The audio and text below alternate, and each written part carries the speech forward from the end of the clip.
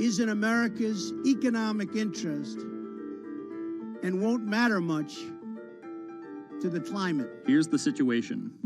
Decades in the making, the Paris Agreement united the U.S., China, and more than 190 other nations in a push to limit fossil fuel pollution. The UN-sponsored plan secured pledges to cut greenhouse gases, the emissions that trap heat in the Earth's atmosphere, in an effort to avoid the rising seas and other environmental disasters that climate models predict. But even if all pledges are met, the globe is expected to warm by as much as 3.4 degrees Celsius this century, more than the UN target of well below 2 degrees. Meeting the Paris Agreement means that governments will have to offer more incentives for clean energy, scale back support for fossil fuels, make emissions more costly, and reduce deforestation. It's estimated that the deal will require $13.5 trillion of spending through 2030. Here's the argument.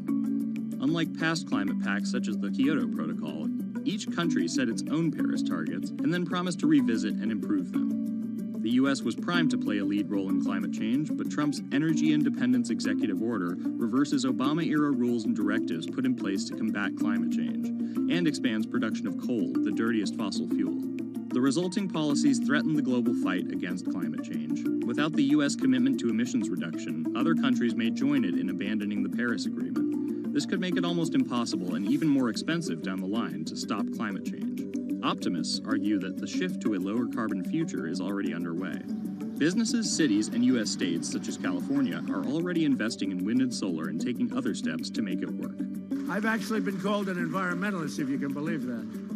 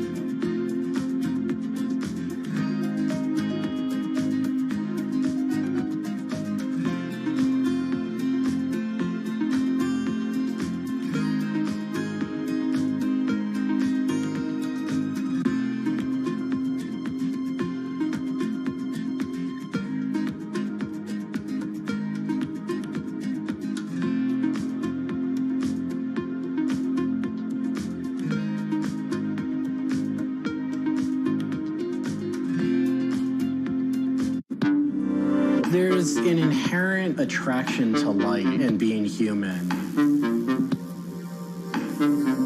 And I think on a very deep psychological level, light is this way in which we experience the energy surrounding us in a very personal manner. My name is Matt Dilling. I'm the founder of Light Bright Neon Studio, and we manufacture, produce, and restore neon works of art and design.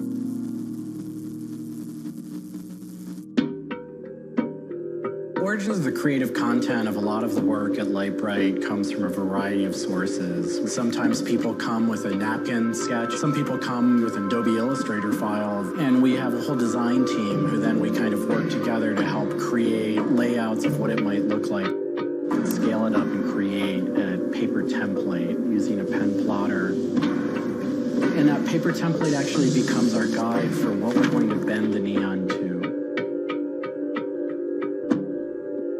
We take from the office into the glass shop. We pick out the right size tubing with the right color for the right size project. From there, we heat up the glass tubing. The torches heat the glass well in excess of 1,000 degrees in order for it to get into its molten state. We heat up and bend the glass tubing to match the template. One of our chandeliers has over 100 different bends in it. So each one of those bends has to be marked for a heated up bend. We also have to allow the glass to cool between the bends so that the next area can be worked on and heated up in its own unique fashion. It turns into spaghetti, and then we have to make sure that that spaghetti lines back up and cools to the template. We use a blow hose to connect our mouth to the tube, create a volume that's closed, and we can control the pressure in there with our mouth. There's just a variety of challenges that come up inherently in working with glass. Glass can crack due to stress, and sometimes you'll just have a batch that all it wants to do when it gets near a torch is crack.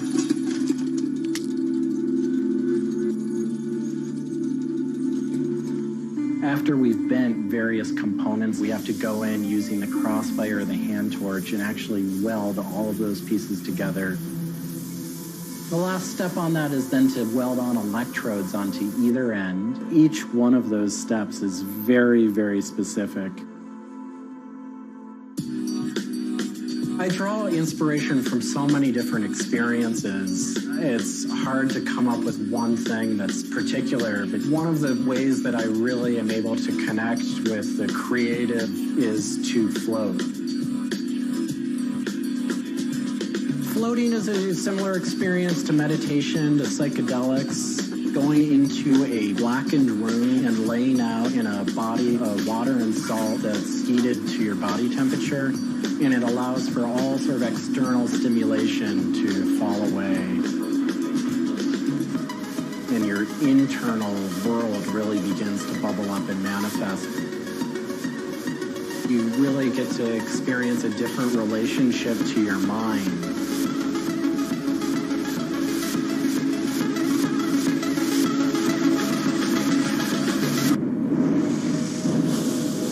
I think I work with neon because I can't not work with it. It's so challenging and so rewarding. And those things are so intertwined that there's no way of separating it out. I've learned so much and continue to learn so much by working with it. I find so much inspiration in working with it, and I just continue to experience new and different things through the medium. It's that close to me at this point.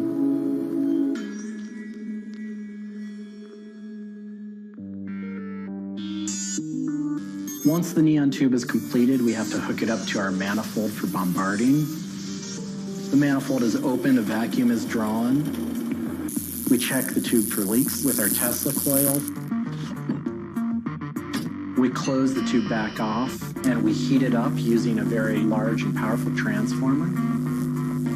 As the tube is heated up, it releases anything that's not inert inside the tube, and we evacuate that out. We introduce the gas into it. And we seal the tube off, sealing into that tube whatever gas we introduced into it.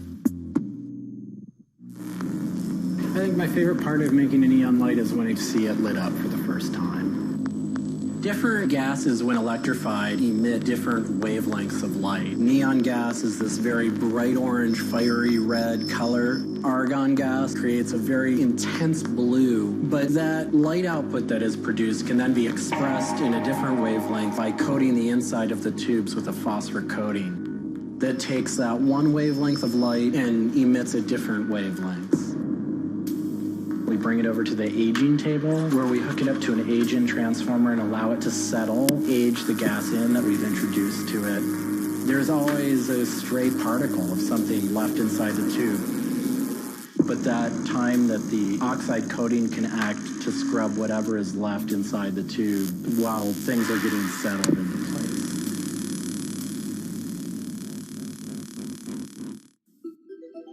Once the tubes are aged in, we move on to our process of assembling two halves of the fixture together in a jig, gluing up the center of the fixture to its spindle. Once the adhesive dried, we would connect the wires from the fixture together into a transformer, and we turn on power and it lights up.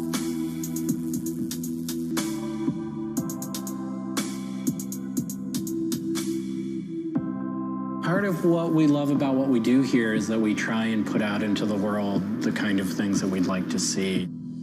I still am surprised when it lights up. I'm still excited when I get to see it illuminated.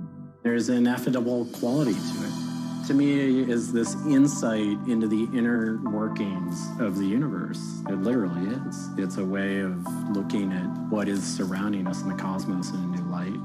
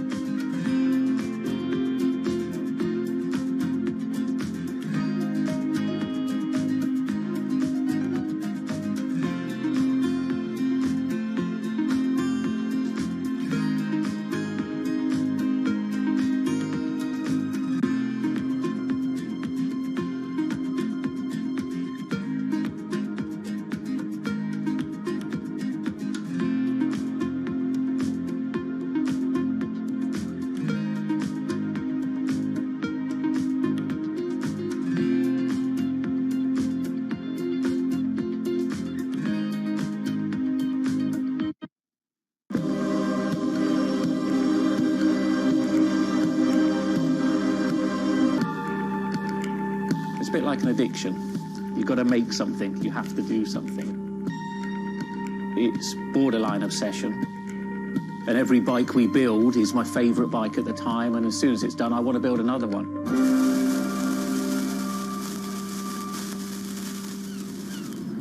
Sven Cycles is something I've been thinking about ever since I started cycling in my late teens. We want bikes that ultimately you'll really enjoy riding. There's never a bike that's the same. There's always a slight change. And as we build them individually as well, they have the marks of a bike that's built by hand. Most people I know cycle have an idea of their dream bicycle, and it may be an evolving idea you've had in your head. And we've worked with a lot of people that have come to us with sketches and scrapbooks. It's really, really nice to build something that's just one-off and unique. I think a lot of people see a bicycle as two wheels and a frame in the middle. There are a lot of subtle changes and nuances in design which can change the riding characteristics quite dramatically.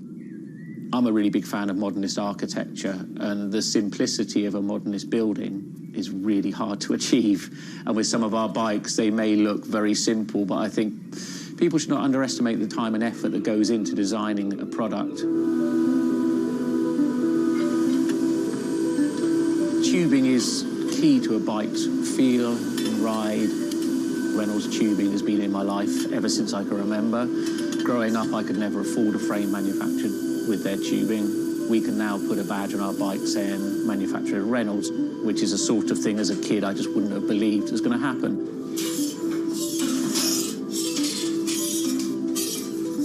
Every part of the bike has a specific tube. It's not universal. The first thing we do is get the tubes out, check they're correct, check the wall thicknesses, sand the edges, make sure it's all really clean, because if it's not clean, the tubes won't join together correctly. We build in steel because I still believe it's one of the best materials to use. It's been used in bikes since the late 1800s, and they're still using it now for a very good reason. It's the flexibility that we can replace the tube, repaint the bike, and you wouldn't know it's damaged. I just like working with it. It's very sculptural. This isn't sort of aerospace precision engineering. It's a steel rule and a marker. So when we're cutting the tubes, it's within a mil or two. But what we're trying to do is take the best from bicycle building in the past and add a little bit of modern flair to it.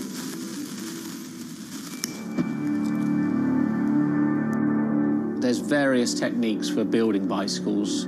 We do a thing called fillet brazing, where you connect a pipe together. We use a bronze rod and a flame. We heat the tubes up to the same temperature and we fill the joint with bronze. And it gives a very, very sort of fluid, lovely, sort of quite sculptural feel. You've got to practice. You've got to be able to judge material temperatures. You've got to just look at it and you just get a feel for it.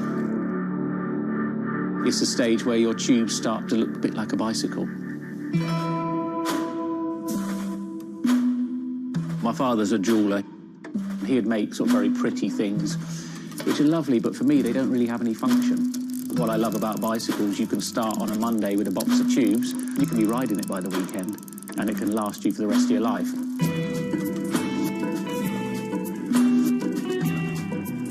Outside of the frame and forks, the other most important part is the wheels and tyres. When you build the wheels, you have to lace them, so there's little holes going all the way around the rim.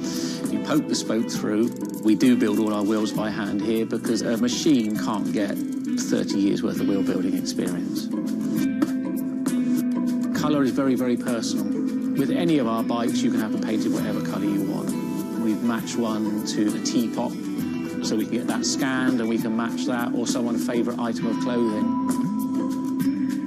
I like to let the bike sit for 4 or 5 days minimum, just so the paint can have time to cure a little bit, and then we assemble it. We get out all the new components, and it's a case of putting them together. Some bikes you can assemble in 3 hours, some will take 3 days. And we've built bikes that cost in the £10,000 plus mark. Some people, they're saving up and this is their bike and they're going to own it for the rest of their lives. So we just want to make sure they get the right thing.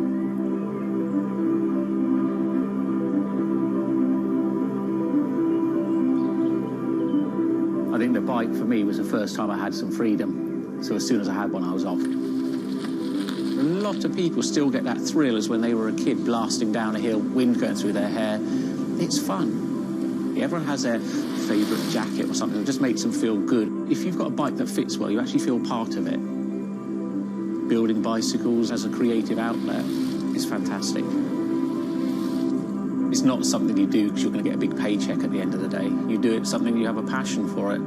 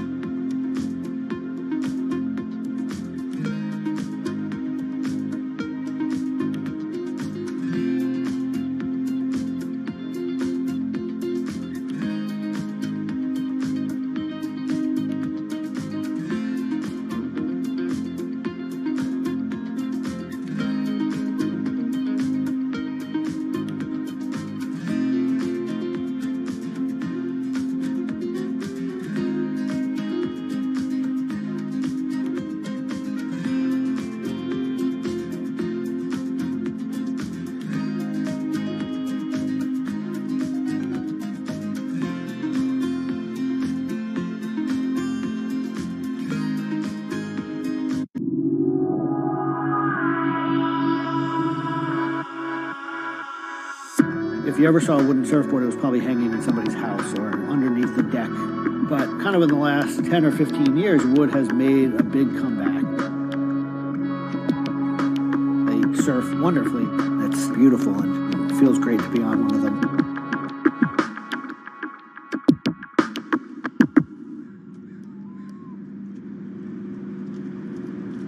I always had a love for wood and kind of passionate about things that went in the water.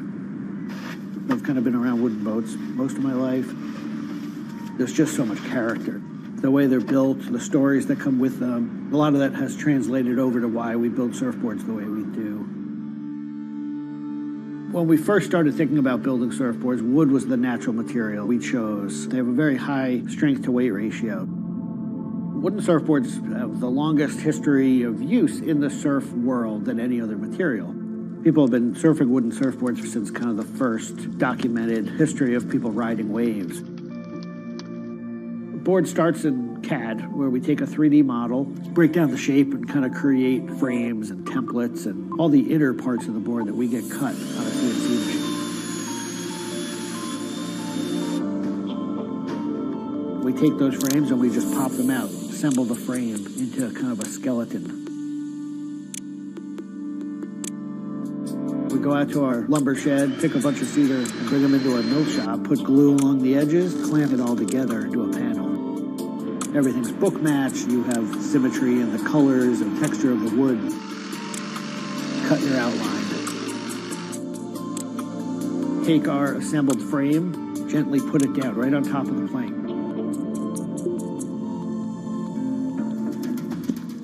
Once that foundation is started, you're basically building up the three-dimensional shape, the outside part of the board, using lots of strips that kind of interlock and fit together.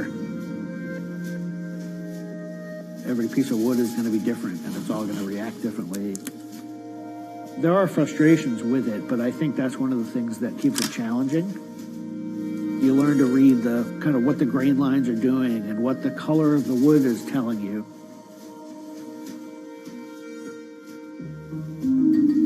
Once those rails are cleaned up, we put our top planks on. It's a little bit like putting a lid on a box. It's like, this is it. Whatever's inside that board is staying inside that board. And by tensioning some rope, you can clamp the two together. It's like a time capsule.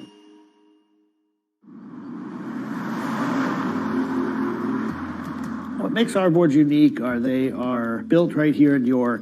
They're built using material that grows right here in the state of Maine. They're built 100% by hand by local craftspeople and surfers. There's a lot of time that goes into these boards, between 40 and 60 hours start to finish. We wanted to build surfboards that were as hollow as they could be, but still be strong enough to work well. Too light and they don't surf well, but too heavy and they don't surf well. So there's a balance point there, and that's where we try to be.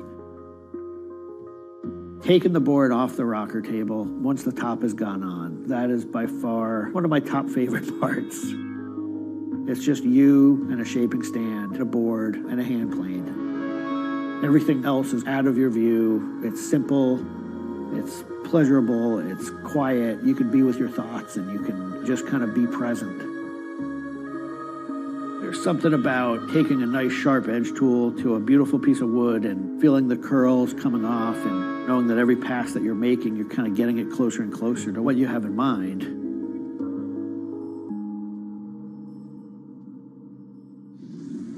Once we've shaped it down and the board's looking like it's supposed to look like, time for it to go into the glassing room.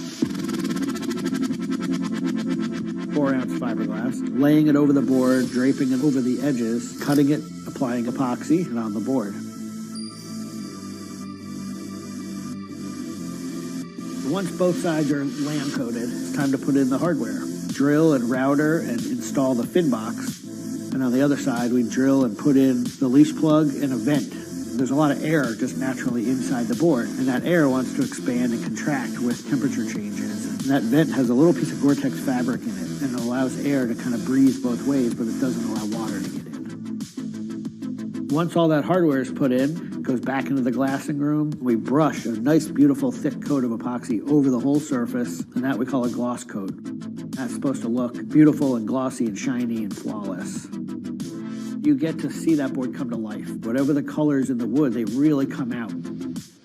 It just makes it look like candy. You just want to touch it and run your hands down it, and it's just kind of the icing on the cake.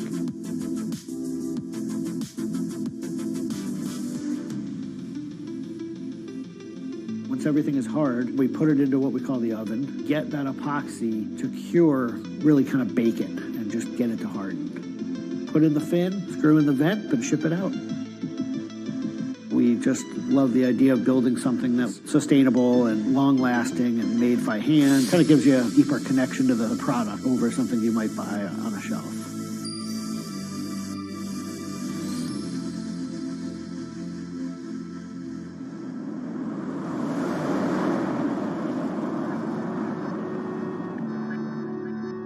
When a customer gets the board, they feel it. They 100% feel the amount of work and the amount of passion that went into the board. So I'm not really looking at hours and efficiency. We're looking at like doing it right and enjoying it as we go.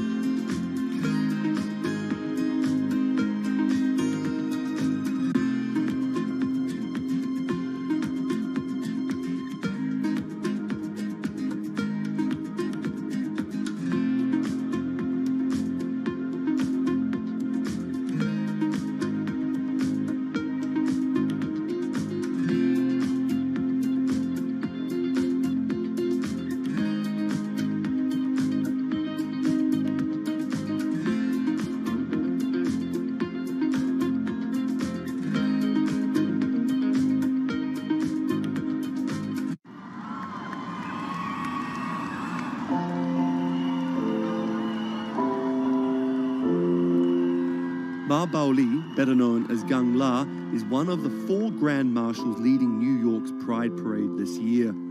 But in the country he comes from, being gay is still a social taboo. The CEO of a Beijing-based internet company is on a mission to improve the lives of millions of gay men in China. 对于每一个 LGBT 人群来说，即使这个国家不允许你跟同性爱人结婚，但是你仍然要勇敢地去选择你自己的生活，你仍然应该拥有幸福生活的权利。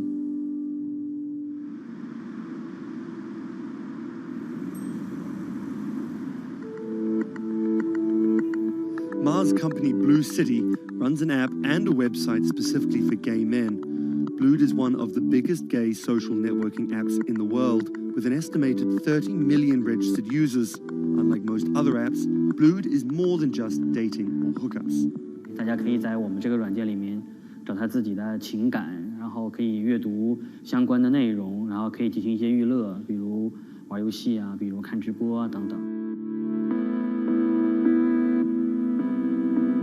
Back in 2000, when Ma studied at a police school in northern China, he realized he didn't feel like everyone else.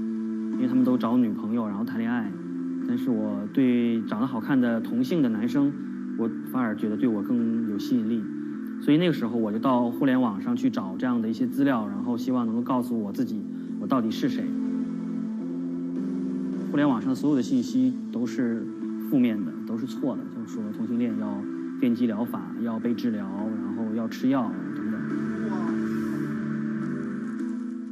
After visiting some foreign websites with different attitudes to homosexuality, Ma created his own site for a Chinese audience, encouraging people that 他们也是正常的，他们不用自卑，然后也不用自杀。even though attitudes towards homosexuals are slowly changing in China, it's still a social stigma. The virtual world of Blued, where members can be open about their sexuality, is for most a striking contrast to their real lives. This is live streaming, a function added to Blued in late 2015, right as the internet craze was starting to take off in China. Many self-made stars like Jin make decent amounts of money by receiving audiences virtual currencies and gifts. 我们不是彼此的初恋，我们初恋这种事儿多不靠谱啊。For Kyle and Klaus, a couple who have come out, live streaming on Blued means something different. 其实我经常会收到很多粉丝的一些互动的留言，就是类似就是说你们让我们看到了同志情侣之间的一些希望啊，我看到这样的留言我是很欣慰。The government's rules for acceptable content online may shift quickly in China, with LGBT material in a grey area. Many companies feel the chill of the recent internet crackdown, but Blue City still runs as usual. Ma has won the Chinese government's trust by helping with HIV prevention among gay men. A third of the company's staff are dedicated to screening pornographic and politically sensitive content. 我不太多的愿意去对抗，我更多的愿意去对话，去改变他们的想法。我觉得这个可能在中国来说是更有效的。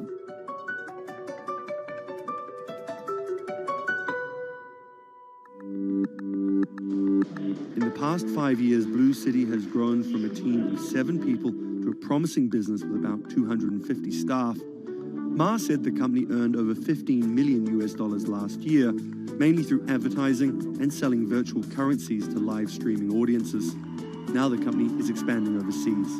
我希望吧，通过我们的努力，Blued能够成为全球第一家在美国纳斯达克或者是纽交所上市的这样的同志互联网公司。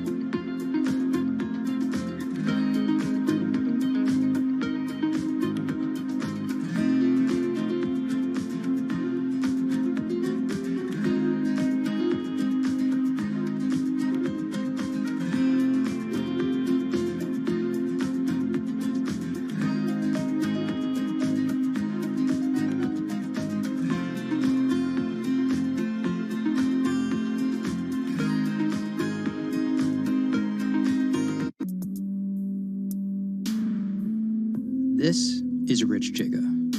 He's a Chinese rapper by way of Indonesia, and he's very popular on the internet. This is Joji. He's a Japanese-Australian singer, and he's also very popular on the internet. Plus, Joji invented the Harlem Shake meme. Let me say that again. This guy, Joji, in the blood bathtub, invented the Harlem Shake meme. But we'll come back to that. So Rich and Joji are both signed to AIDA Rising, an entertainment company hoping to build a lasting global brand that will outlive singular moments of virality. They primarily create content combining Asian culture and hip-hop, a formula that apparently pleases the internet gods greatly. They've only been around for 18 months, but they're already putting up major label numbers. I think that we have an unprecedented collective of talent, a group of predominantly Asian artists, really making waves globally, which from an independent point of view as well. 88's founder, Sean Miyashiro, cut his teeth launching Vice's electronic music channel, Thump.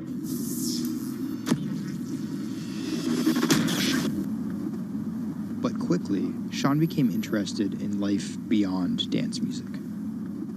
I knew that after launching a whole content platform that I have kind of the ability and the know-how to do it again, but for what was the question? So Sean moved to the Bronx to start over and figure it out. He couldn't afford an office space, so he worked out of his car at the top of a grimy parking garage.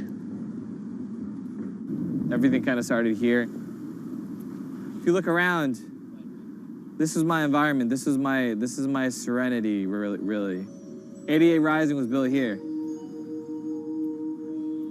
Built on the grounds of LA Fitness, residence in a parking garage.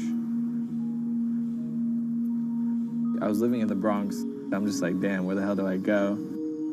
So I just come up here and I I just kind of figure things out every single day. Being okay, what the hell is this thing? Coming here was kind of my own kind of private office, basically. To be honest, I would even go to the bathroom here. I would take pisses here, you know what I mean? It was, it's just too far to go back down there. When I need Wi-Fi, I'd spend a good part of the day at Dunkin' Donuts. Hi, how are you? Can I get a chicken snack wrap? Before 88 Rising officially launched, Sean caught a surprise break in the form of a Twitter friendship with a funny 16-year-old kid from Indonesia named Brian, who taught himself English by watching Rubik's Cube tutorial videos on YouTube. Seriously, that's true. I thought his Twitter was genius, from the future, just crazy. And just the shit that he was saying, the memes he was making. But I didn't know that he rapped or anything like that. I really didn't. And he came up with that stick 2 weeks later. 12 in the morning, pop shells for a living and baby gon' smell blood trail every minute, bro. Dat Stick was Brian's first ever attempt at making a rap song, and it immediately went viral. Everything was great about it. But the one thing that I noticed is the song was hard as hell. Just everything about it, man. Just it was menacing, bro. Soon after the video dropped, Brian signed with 88 Rising. I'll FaceTime with Rich. Sorry for calling you Rich Chigga on my phone, Rich. Brian, he gets super pissed off that he's saved in my phone as Rich Chigga. He's like, dude, am I not a human to you? What's good, bro? What's good, brother? How you doing? Doing great. I did the sound check. How was it? It was tight. Hold his thick blocks, but you been a bitch, suck a thick cock. So, Brian could definitely rap, but some viewers understandably took offense at a Chinese kid satirizing rap cliches and calling himself Rich Chigga. But if a group of well-known rappers saw the video and genuinely liked it, that could at least help validate Brian as a legit hip-hop artist. Plus, it could be really funny. It was just kind of an idea that I just had on the spot. Everything that rappers say is better and funnier and smarter and wittier, and it's just more entertaining. We just edit it as tight as possible, put it up, and it really worked. 12 in the morning, pop shit. Yo, this nigga got a pouch on and a Reebok pouch. This is the hardest nigga of all time. He said when you come for a chigga like me. That was dope. Like, it's just lit, and I think people will take it as a joke at first, but it's like if he ran with that and kept doing more videos like that, it's just lit. You know, I'd never been to America before, and like all of a sudden, just like I see like all the rappers that I listen to just like reacting to my stuff, and I was like, what? How did this happen? The reaction video also went viral, and even led to a remix of Dat Stick featuring Wu-Tang's Ghostface. I'll get on that track. You know what I'm saying? Yeah. Really, on the remix? Yeah. Oh, you know him? And yeah, the remix went viral too. Brian has since acknowledged the misstep in his name and claims he may change it.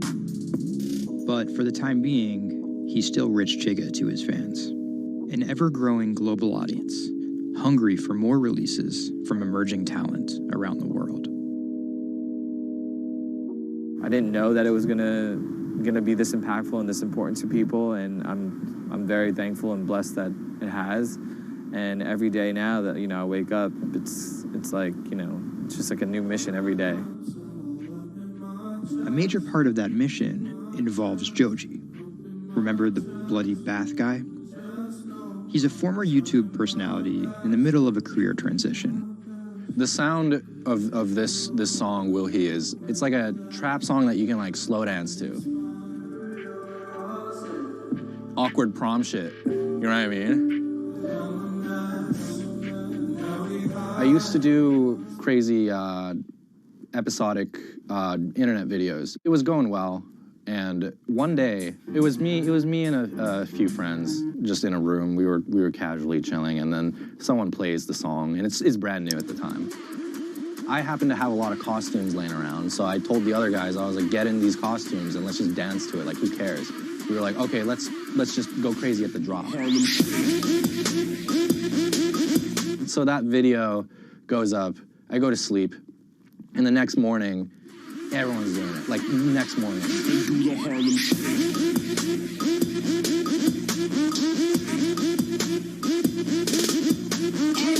That taught me a lot about the internet, how people want to just be a part of something. And from that point on, something changed, and I was a little better at understanding demographics and people and, what they want to see and what they want to hear.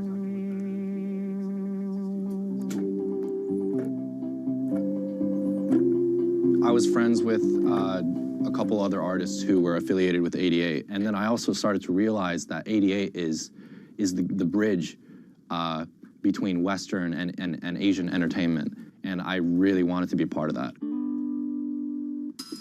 Joji just released the In Tongues EP, his first project as a serious artist. Joji's In Tongues record came out a couple weeks ago. It's #2 on Billboard on the R&B charts, which is crazy for, independent release, and he's like a brand new artist. And the success is even more impressive, knowing he went from creating something like this, It's just Taco Bell. What could possibly go wrong? to creating something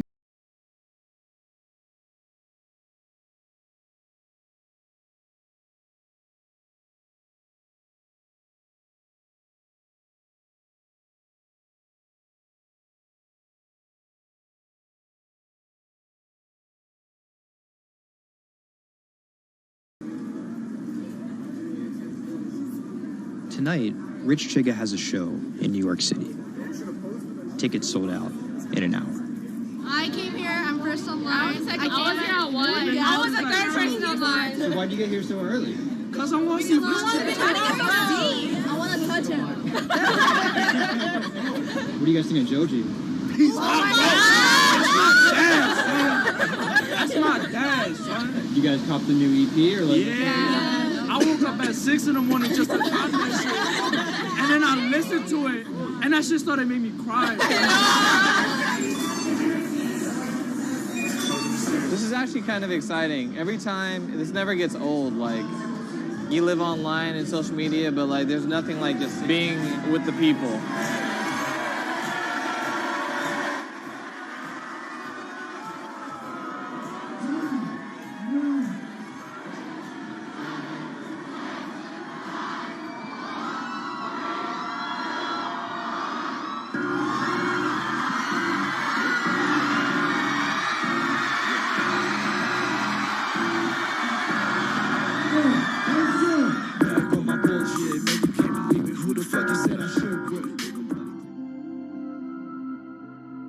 More often than not, viral success happens by accident. And then after an appearance on Ellen or Jimmy Kimmel, the creator's star power fizzles out. But Idiot Rising has figured out how to turn potential gimmicks into brands with an actual following that keeps coming back for the next thing. Oh, shit!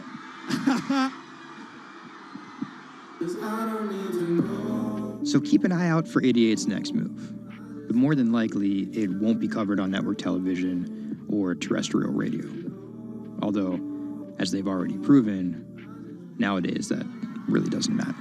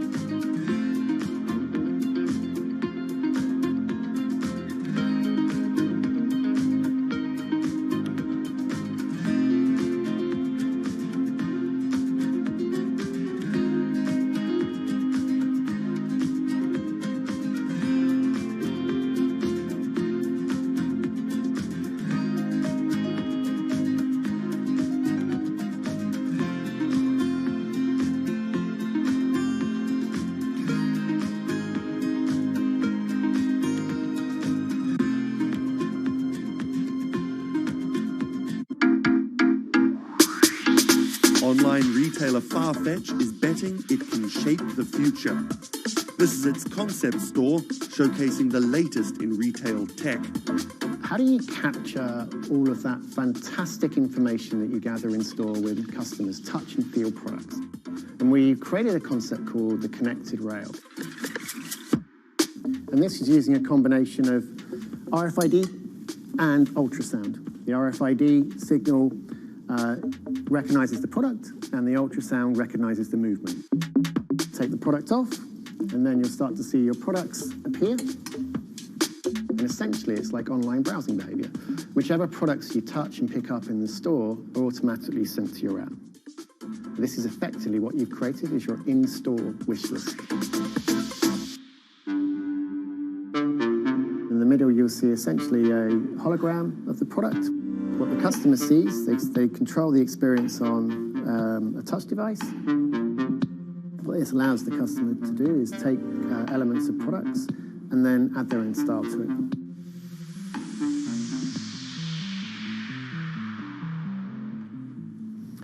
Right, so this is the connected mirror. So in this example, I see my products. I select a coat, and that's tried it, and it's slightly too big for me. So what I can do is choose an alternative size and send a request to the sales associate, and they'll bring that size to me in the fitting room mirror.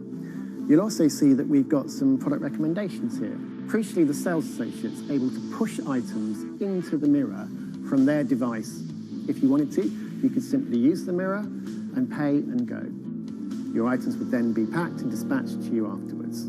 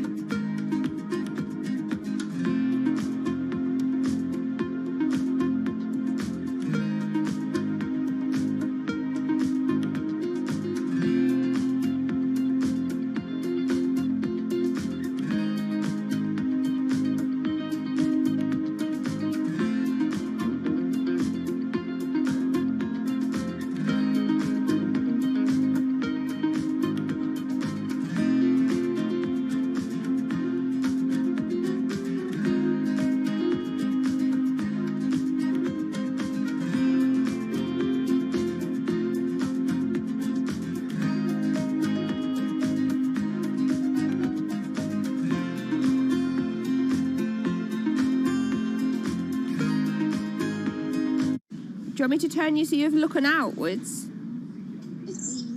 Yes, please. How about there? First time we came out with B, Jade said, "It feels like I've been released from prison." Do you want these, Mrs.? Definitely. Definitely. Right. Yeah. And she could say hello to everybody, people she hadn't seen for months. It's Hi, it's Jade. Jade. Oh. So you can talk to Jade through this. Hi, Katie. She's there. Hi.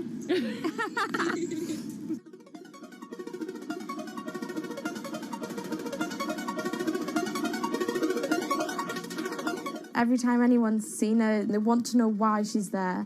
And it's kind of the opposite of when you're in a wheelchair and people see you and they kind of go, oh, should I look? I don't know what the right protocol is. When there's a tiny robot with its bright little eyes going around just looking happy everywhere, it really opens you up for conversation. You've got some friends here, look.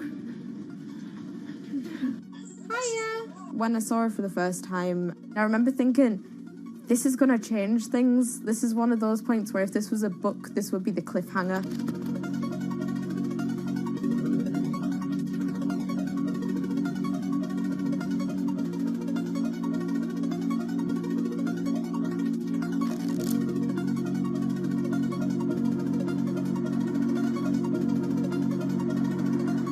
condition called Ehlers-Danlos syndrome, which means that I have a lot of dislocations, there's a lot of pain, and a lot of seizures and whatnot. So I can end up on my own in my room for long periods of time.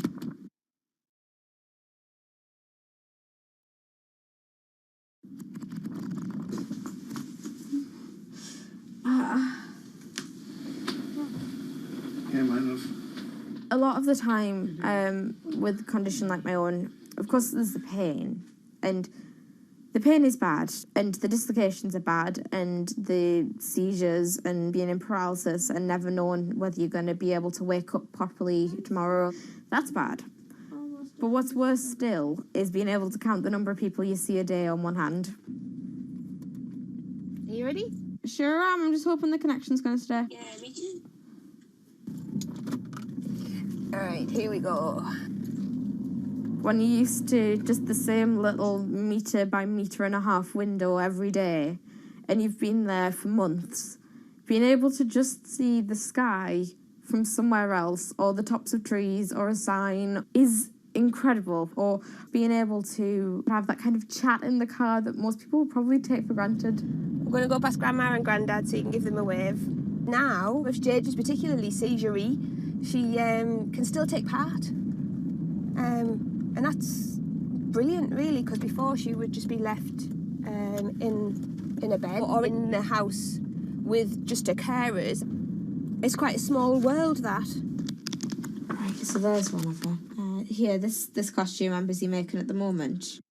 When I'm not on bed rest and I'm not just wearing pyjamas all the time, I enjoy being able to dress as different characters and go to Comic Cons and that kind of thing, because it just lets me show a different side of myself, and it's a bit of fun. If you can't go out that often, you've got to enjoy it when you do. Was that? Good. It's one of those weird things where I want to not have to use B because I want to be well enough to be able to go to those places myself. Like, it really makes a big difference to me to be able to go into school. But the thing is, with my condition fluctuating all of the time, I can't go into school reliably.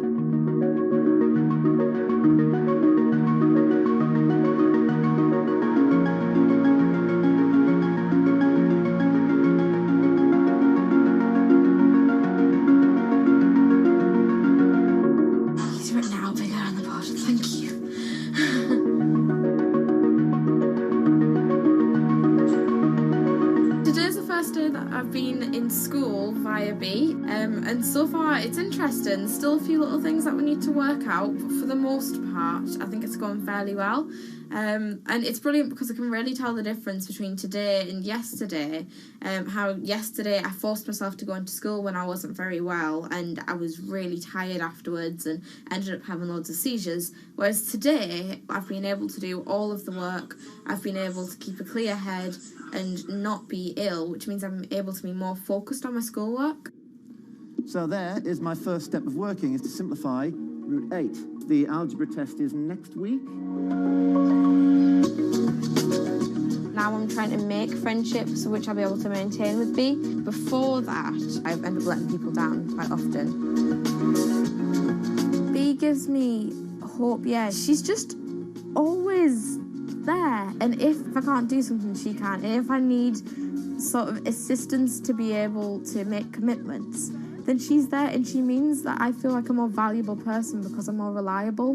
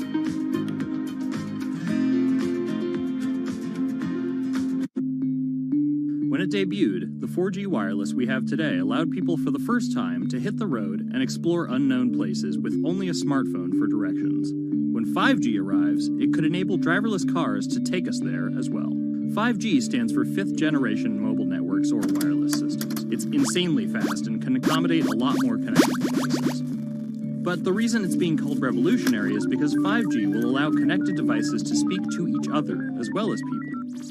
Right now we're living in a world where really it's a one-way experience. That's Bloomberg tech reporter Ian King. The network talks to your phone, you look at your phone and access data, then you send something back to the network.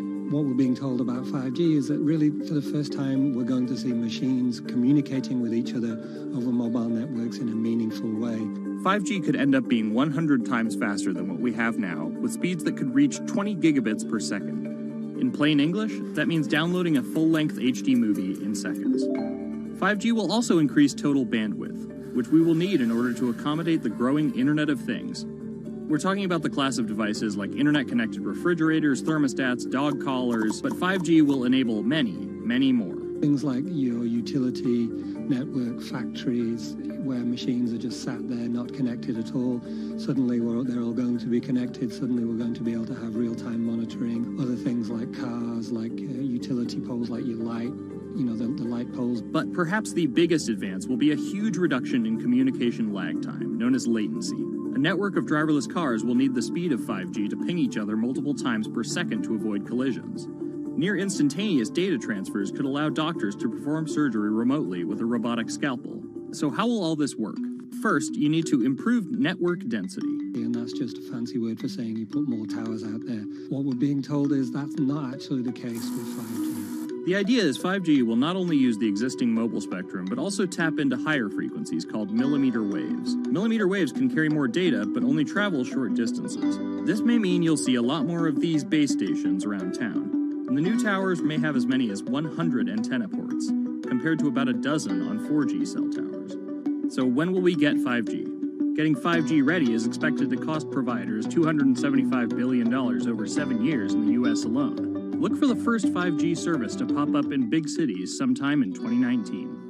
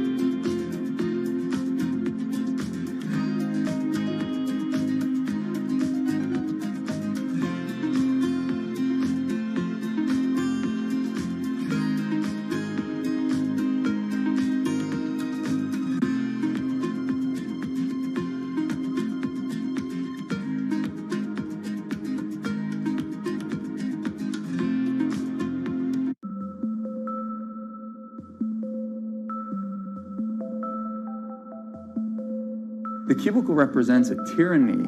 It confines your imagination, your thoughts, into a small physical area.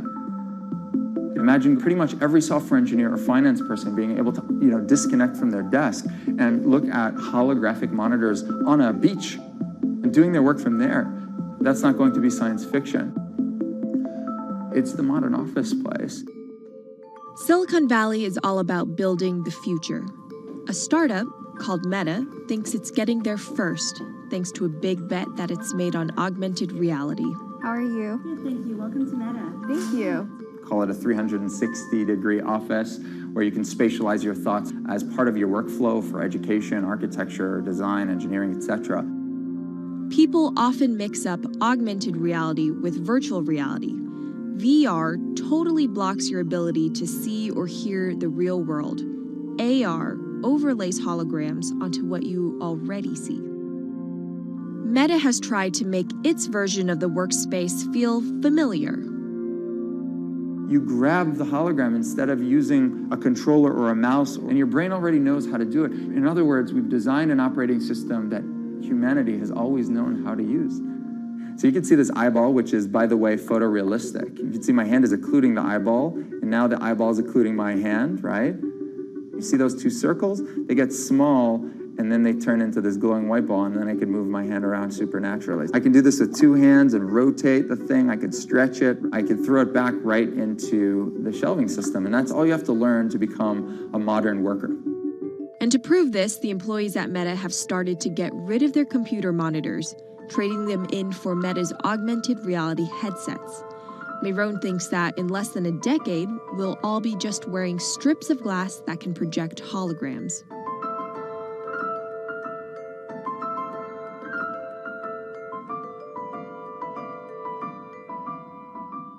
In the early 80s, everybody had computers on their desktop, but no one was using them because they had a lot of work to do. So they were still using typewriters. And at some point, the CEO took all the typewriters away and everybody was forced to use their computers. So it's very exciting to see a new generation of technology, a new paradigm. I consider us like pioneers in the holographic wild. I'm pulling up my browser with my hands and sending out emails to colleagues and just kind of really acclimating to the new environment.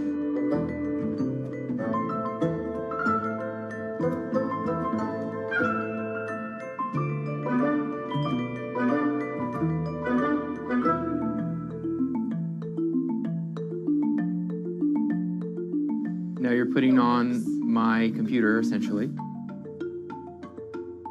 Our digital lives live on our phones. We have all of our pictures and notes and all these kinds of things. So why don't you write yourself a little sticky note? I like it. And go ahead and just take your fist right over the top of the sticky note and close your fist. And now... Oh, what?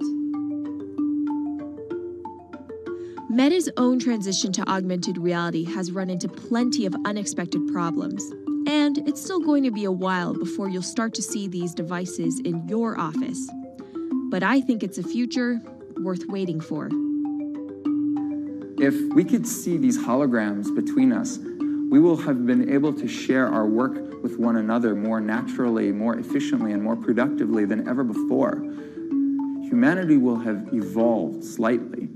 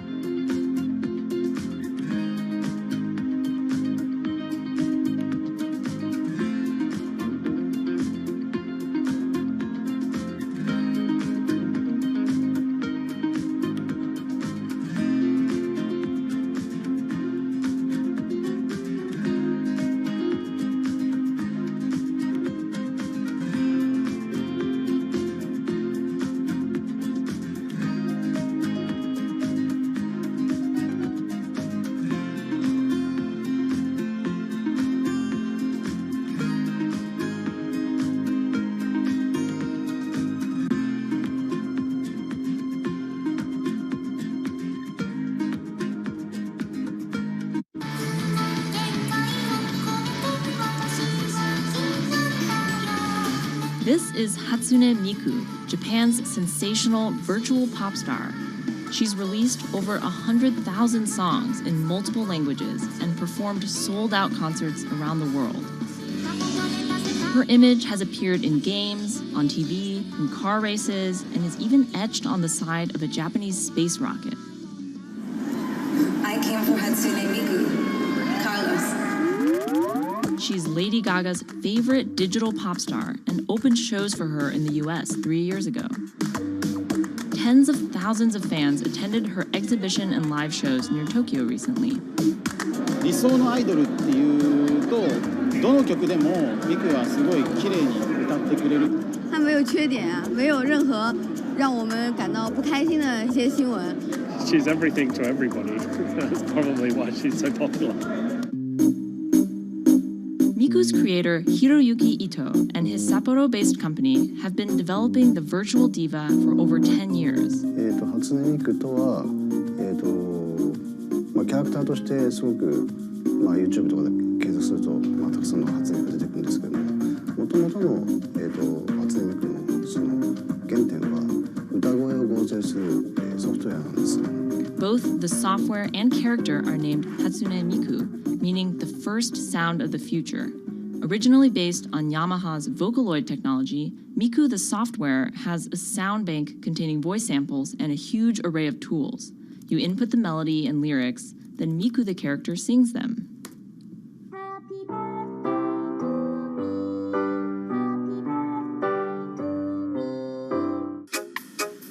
To date, Krypton has sold 120,000 software licenses at $200 each to fans around the world who use it to create numerous songs and share them online.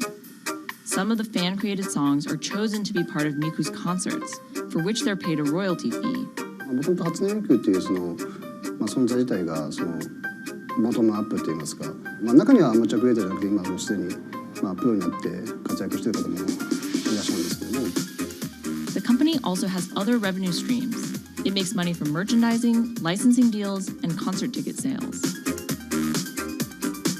According to the real-life musicians who perform with Hatsune Miku, the virtual pop star is interesting and surprising. 今年で3年ぐらい、ちょうど3年ぐらいやってきて、ライブも数十本、数百本だったので、そういうことが演奏によって起こせるためのそういう器みたいな感じになってます。初音ミクらしさって僕はあんまりない。初音ミクって何だってありっていうか。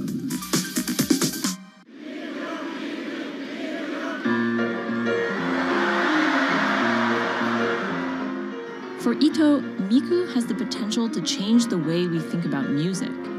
そういう新しいそのテクノロジーによって新しい音楽のあり方っていうものを模索していきたいと思っていました。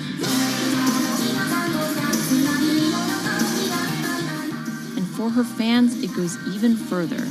初音ミクって魂がないので、だからみんな魂を作り上げるために存在する。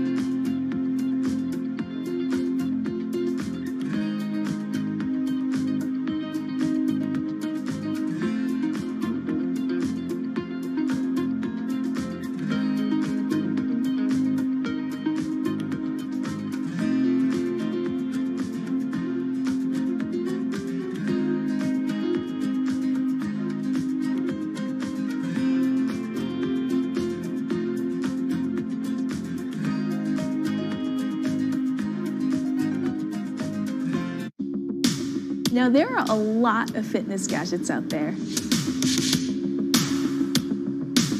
In my quest to get fit, I tested 17 of them over the last few months. At least one personal trainer I know was a little bit skeptical. Yeah, I've been watching these new technologies come to the market for almost as long as I've been a personal trainer. They're just tricks and tropes. They're not much different than the Bowflex machines or, to be honest, the original Jane Fonda workout video. But some of these gadgets that are just coming to the market do so much more than what they used to do, just tracking your activities. Out of all of them, this chest strap was my favorite. It comes with a robot coach that points to the future, one where you might not need a human trainer at all. And it works like this. You wear the chest strap so that it can read your heart rate, and that connects to Move's free app that talks to you. Welcome to Move Heart Rate Hit Outdoor Running. Let's get moving and warm up in Zone 2. Move's computerized coach tells you what to do at that exact moment, whether you're running outside or you're doing body weight exercises indoors. Swing your arms faster to get your legs moving quicker. Let's crush this round. And by reading your heart rate, she knows exactly how hard you're working. She keeps you honest. Way to go, you are in the target zone. Keep pushing, you're almost at the end of the round. Don't give up. I've been running for 7 years now, and my biggest problem is that I never push myself hard enough. I end up going on the same slow, comfortable 30-minute jog, but the Move HR Burn blasted me out of that rut. By the end of these half-hour exercises, I was drenched in sweat in a way that I never am when I work out alone. Training with a real person is great, whether that's your group instructor or your coach or your personal trainer, but humans, they're expensive. For the rest of us, this $60 gadget is all you need.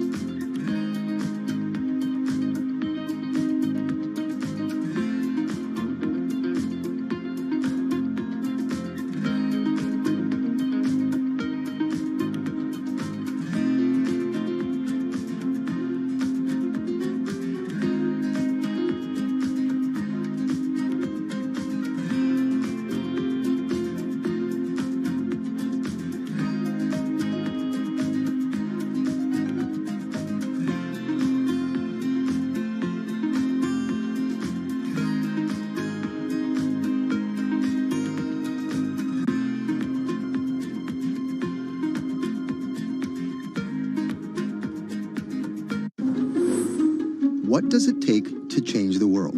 A big army? A cure to a pandemic? A revolution? All of these take either a lot of people, thousands of hours, or massive amounts of space. But for Julian Assange, all he needs is one room, an internet connection, and the world will listen. Assange is located here, and more specifically, right here. And from that location, he's posted government secrets, classified documents, and leaked emails from some of the world's most powerful people. And in doing so, has been labeled a hero, a villain, a nihilist, and everything in between. This is how an Australian programmer sequestered in the Ecuadorian embassy in London became one of the most influential and notorious people in the world. Born in 1971 in Townsville, Australia, Assange has always been on the move. Living in over 30 homes by the time he was in his mid-teens, Assange, along with his mother and half-brother, finally settled down in Melbourne. His introduction to hacking started at 16 when he was given a Commodore 64, which he attached to a modem. He attended the University of Melbourne, where he studied programming, physics, and mathematics. He never graduated, but that doesn't mean he didn't get an education. By 1991, Assange hacked into the Pentagon, U.S. Navy, and other branches of the U.S. government. In 1996, he was caught by the Australian Federal Police and charged with over 30 counts of hacking and computer-related crimes.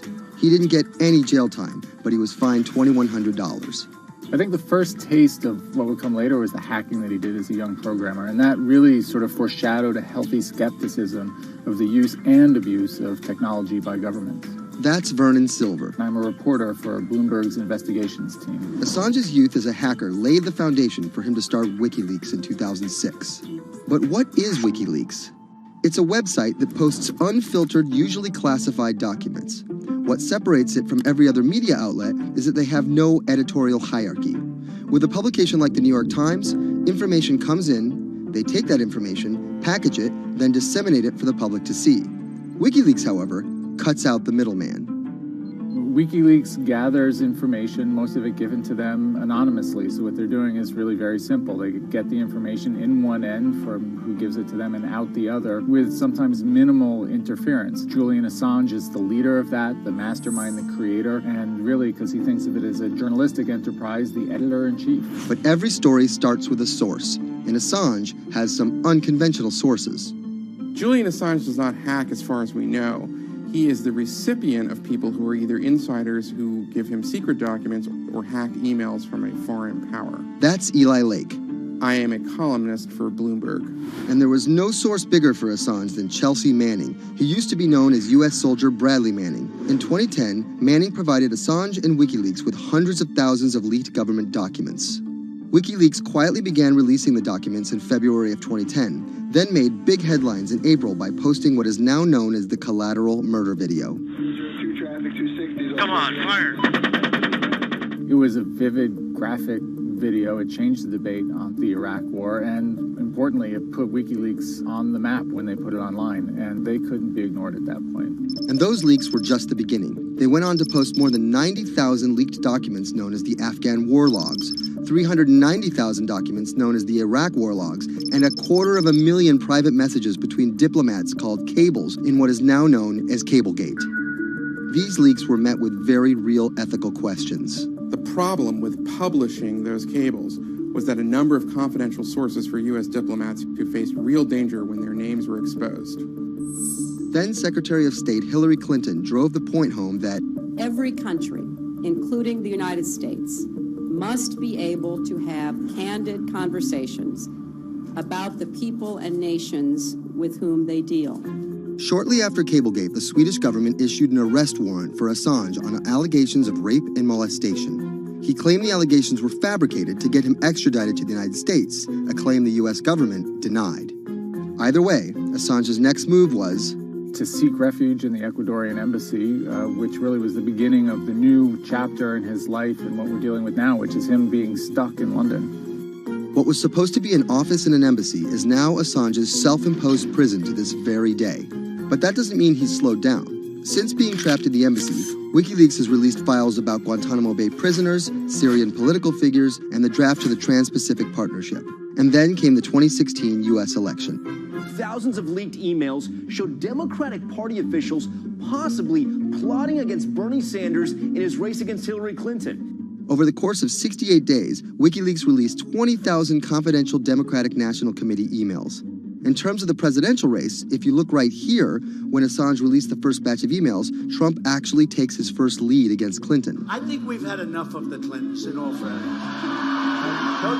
Once WikiLeaks started exposing secrets of the Democratic Party, Julian Assange became a hero to many on the right. Public opinion kind of flip-flopped. WikiLeaks. From the emails, we now know Hillary Clinton's campaign manager makes risotto, and also how the DNC squashed Bernie Sanders' campaign.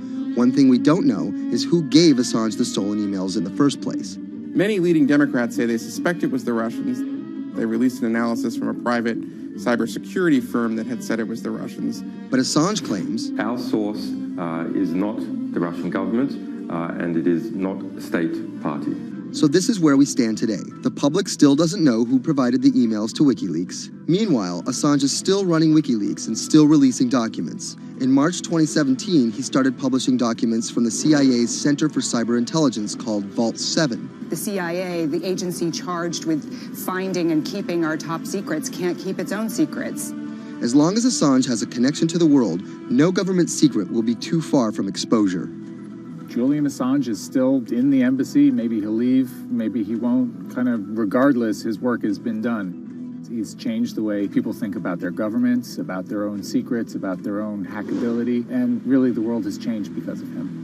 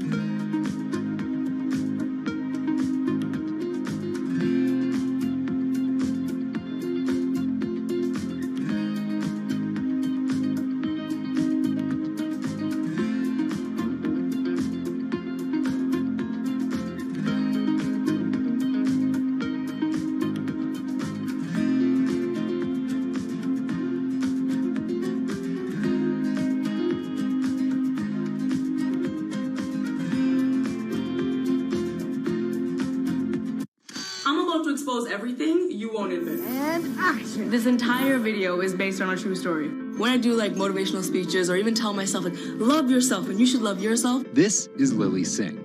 But to fans all over the world, she's the YouTube star Superwoman. What if everyone is a girl, Superwoman? I know we can change the world for the better, one positive day at a time. My parents now know what I do. They didn't know what I did for a long time in the beginning of my career. I was just making videos in my room. They had no idea. Mom, Dad, have you seen my keys? I can't find them anywhere.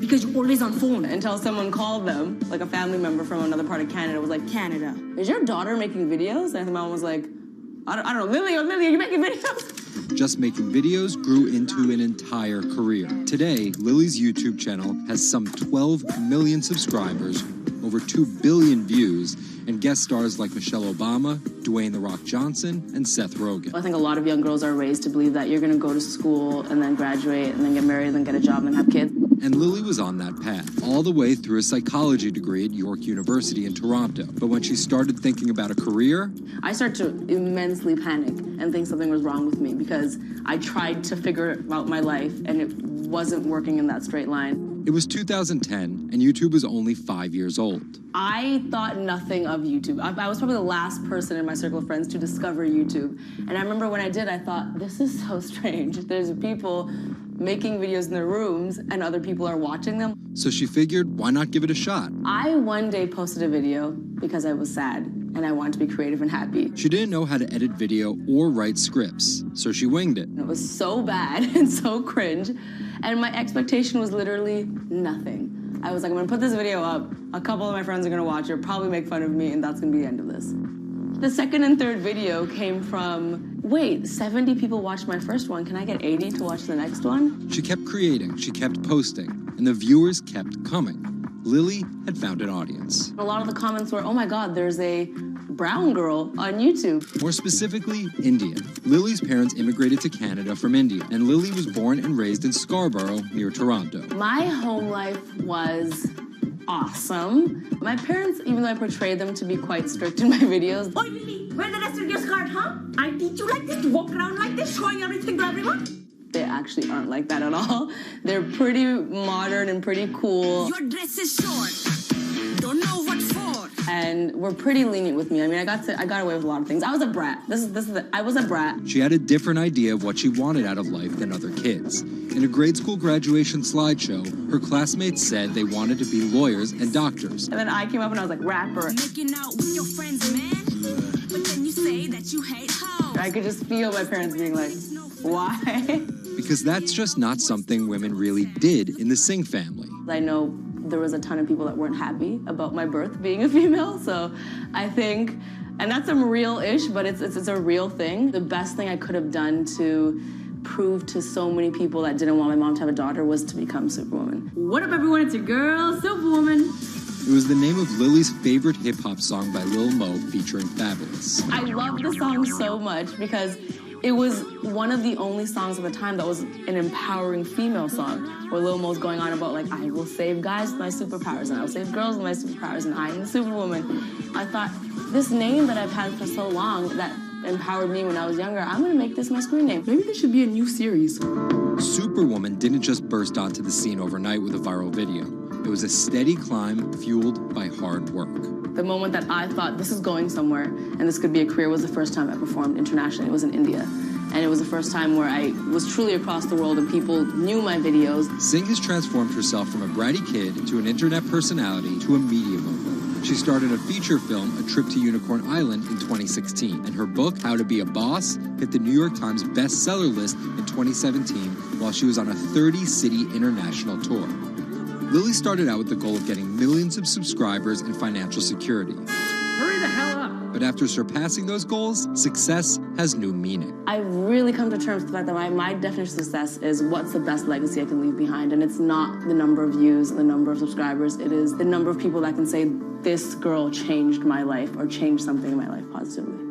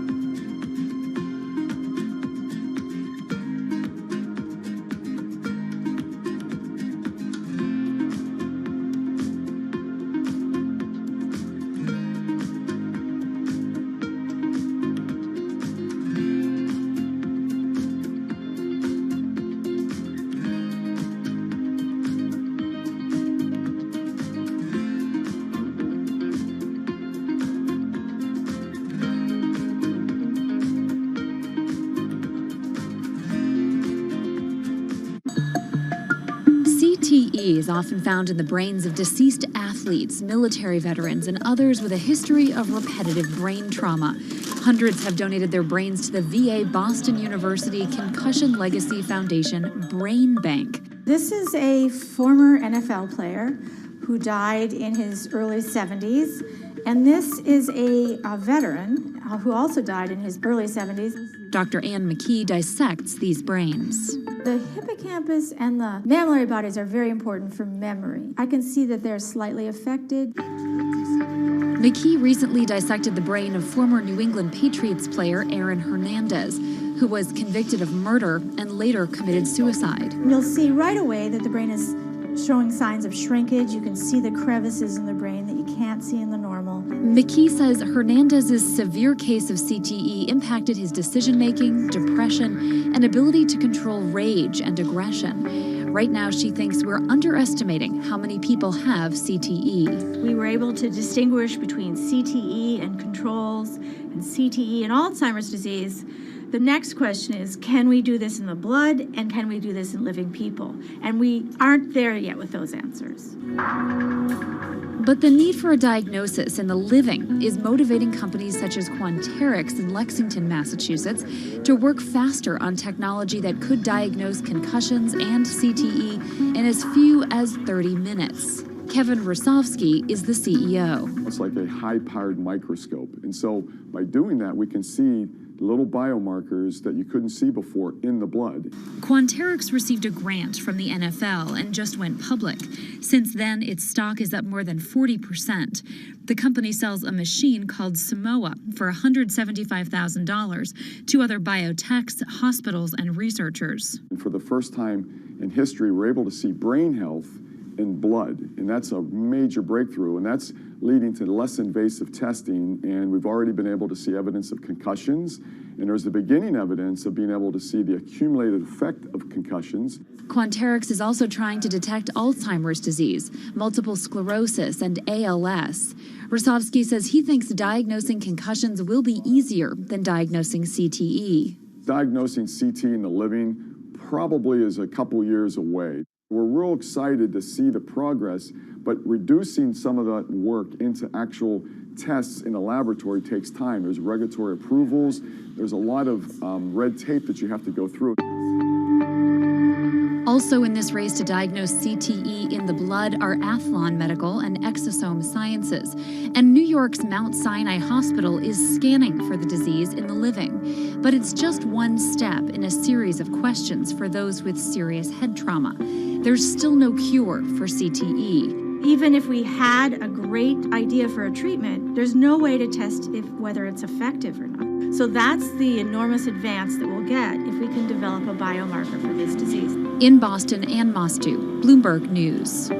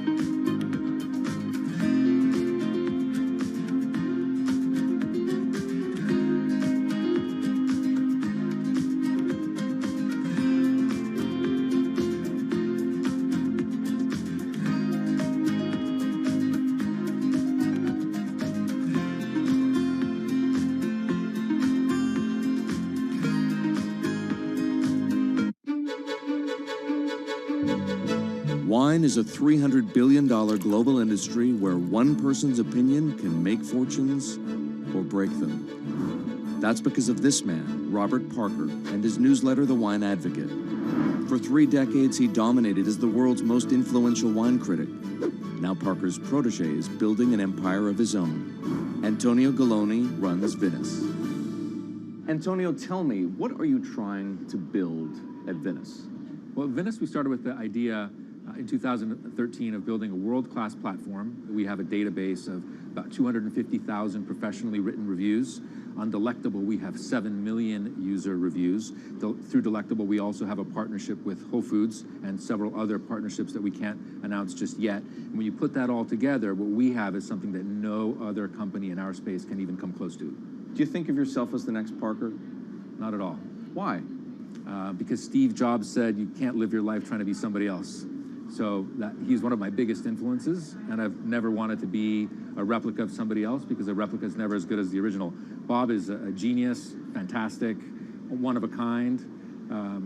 We're going to be something completely different, and I have no desire to be some version of somebody else. Different in what way? Every decision that I've made at this company is completely anathemic to what Bob did with his company. I want our writers to be partners. All of my senior people are locked into the company. They all have equity or they have a path to equity based on business results. That's something that we never had at Parker. Our benefits are world-class, and everything that we've done at Venice is completely different from that model. When Steve Tanzer, who is the most experienced active wine critic in America, wants to work with us, that says something.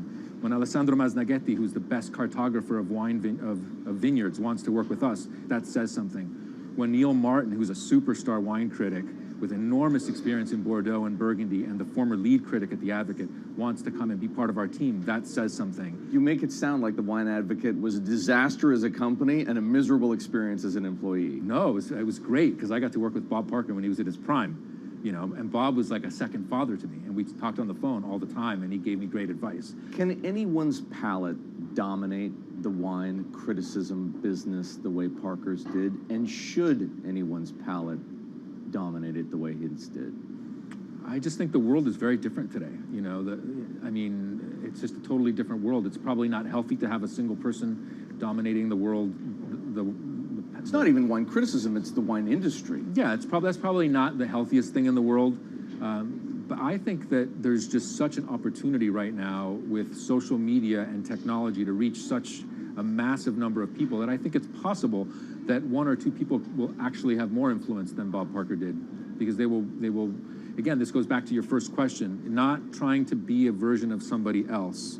You see this in sports all the time. It's like, oh, well, nobody will ever beat this record. And then somebody comes along, it's like tennis, Pete Sampras. Nobody's ever going to win as many Grand Slams. Now you have 2 guys who are ahead of that and 1 knocking on the door.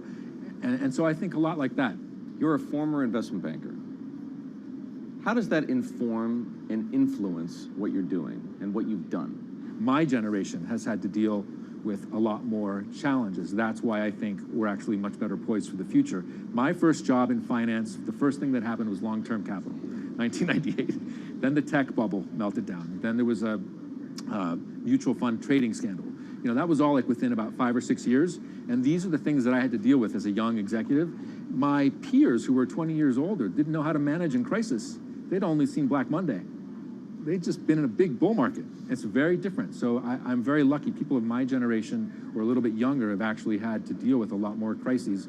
I think that's actually good for learning how to cope with challenges in business. From the outside, it kind of looks like you're trying to demolish the house that Parker built, right? You left The Wine Advocate. Yeah. You merged with one of his chief rivals. Yeah. And you just hired his successor, Neil Martin. Mm-hmm. So are you? I think what that says is that all the best people want to work at our company. And that's really what we strive to create starting in 2013. We wanted to create a world-class company that would attract the best-in-class talent, and not just on the content side, on the technology side, on the digital side, our office, and at every level, what we're trying to, we only hire superstars, and we're looking for those superstars.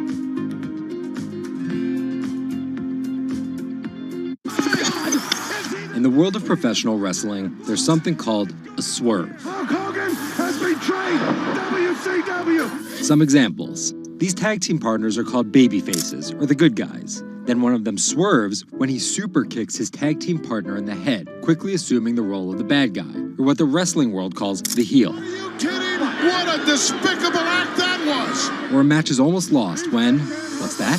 The superstar wrestler appears out of nowhere sprinting down the aisle to save the match. That's the Warriors music! That's the Ultimate Warrior! That's a swerve. So it should go as no surprise that World Wrestling Entertainment, known as the WWE, the most popular brand of sports entertainment in the world, is prepared for any swerves that come their way. So here's the story of how the WWE learned to see the swerve coming.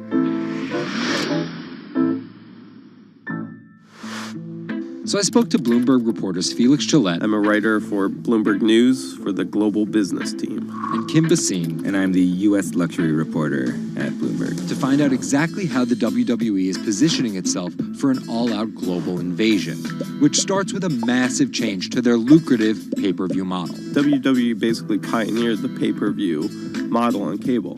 I remember as a kid, when the pay-per-view events came up, all of our friends would scramble around and try and get one of the parents to pay for it. But in 2014, they took a huge risk. They saw a little bit sooner than some of the other entertainment brands that where this whole thing was moving was away from cable and satellite television and towards on-demand streaming video apps. They made this risky decision, in essence, cannibalizing that pay-per-view model, which they had essentially built. And after some early turbulence, it's working. Roughly 1.5 million people are paying $9.99 a month for the WWE app, making it the 5th most popular streaming OTT service. This adapt-or-die approach is in the WWE's DNA. Over the past 30 years, the company always seems to think 2 steps ahead.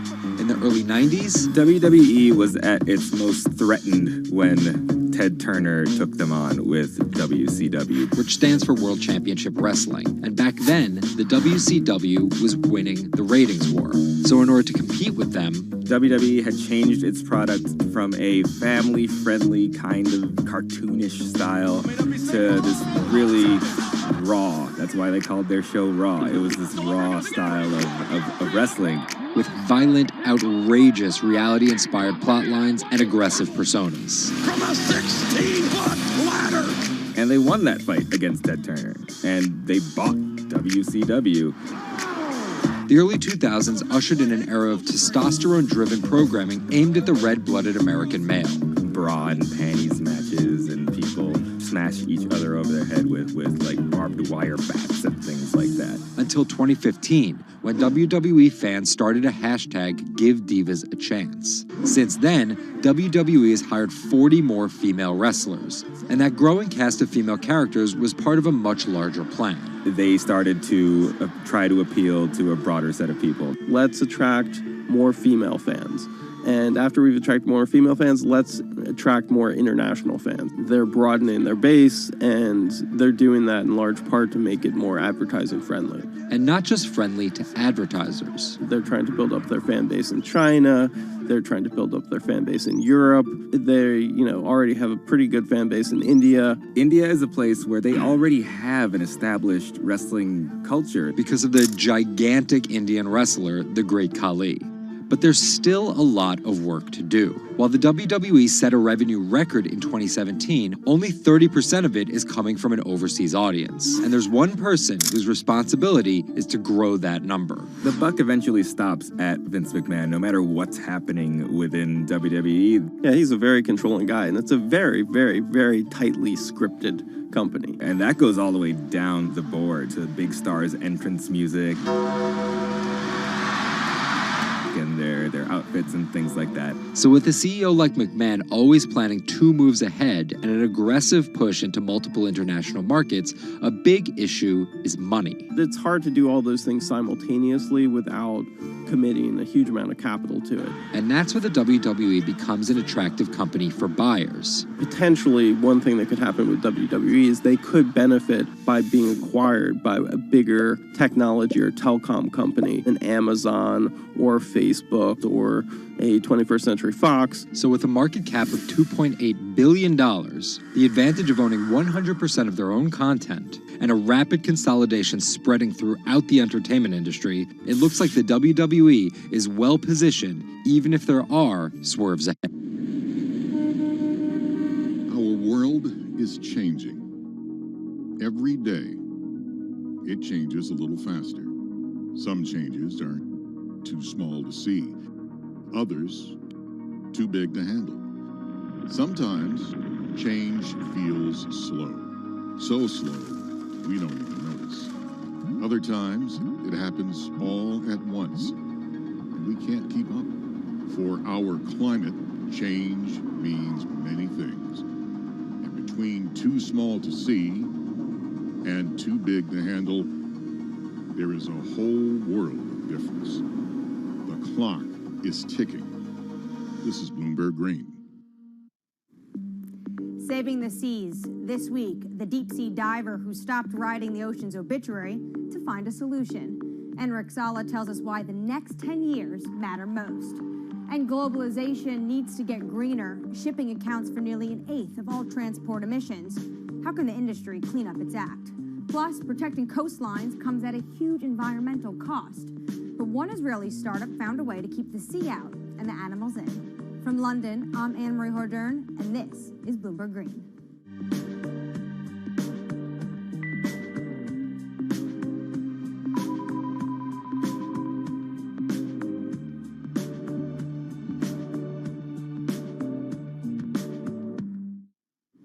After more than a decade of studying the ocean as an academic, Enric Sala realized he was writing the ocean's obituary.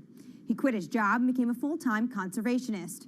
As an in-house explorer for National Geographic, he's clocked more than 5,000 open water dives. He's also founded Pristine Seas, a project that combines exploration, research, and media to lobby countries to protect their oceans. To date, it has helped create marine reserves equivalent to half the size of Canada. I spoke to him about his mission and why it's so urgent.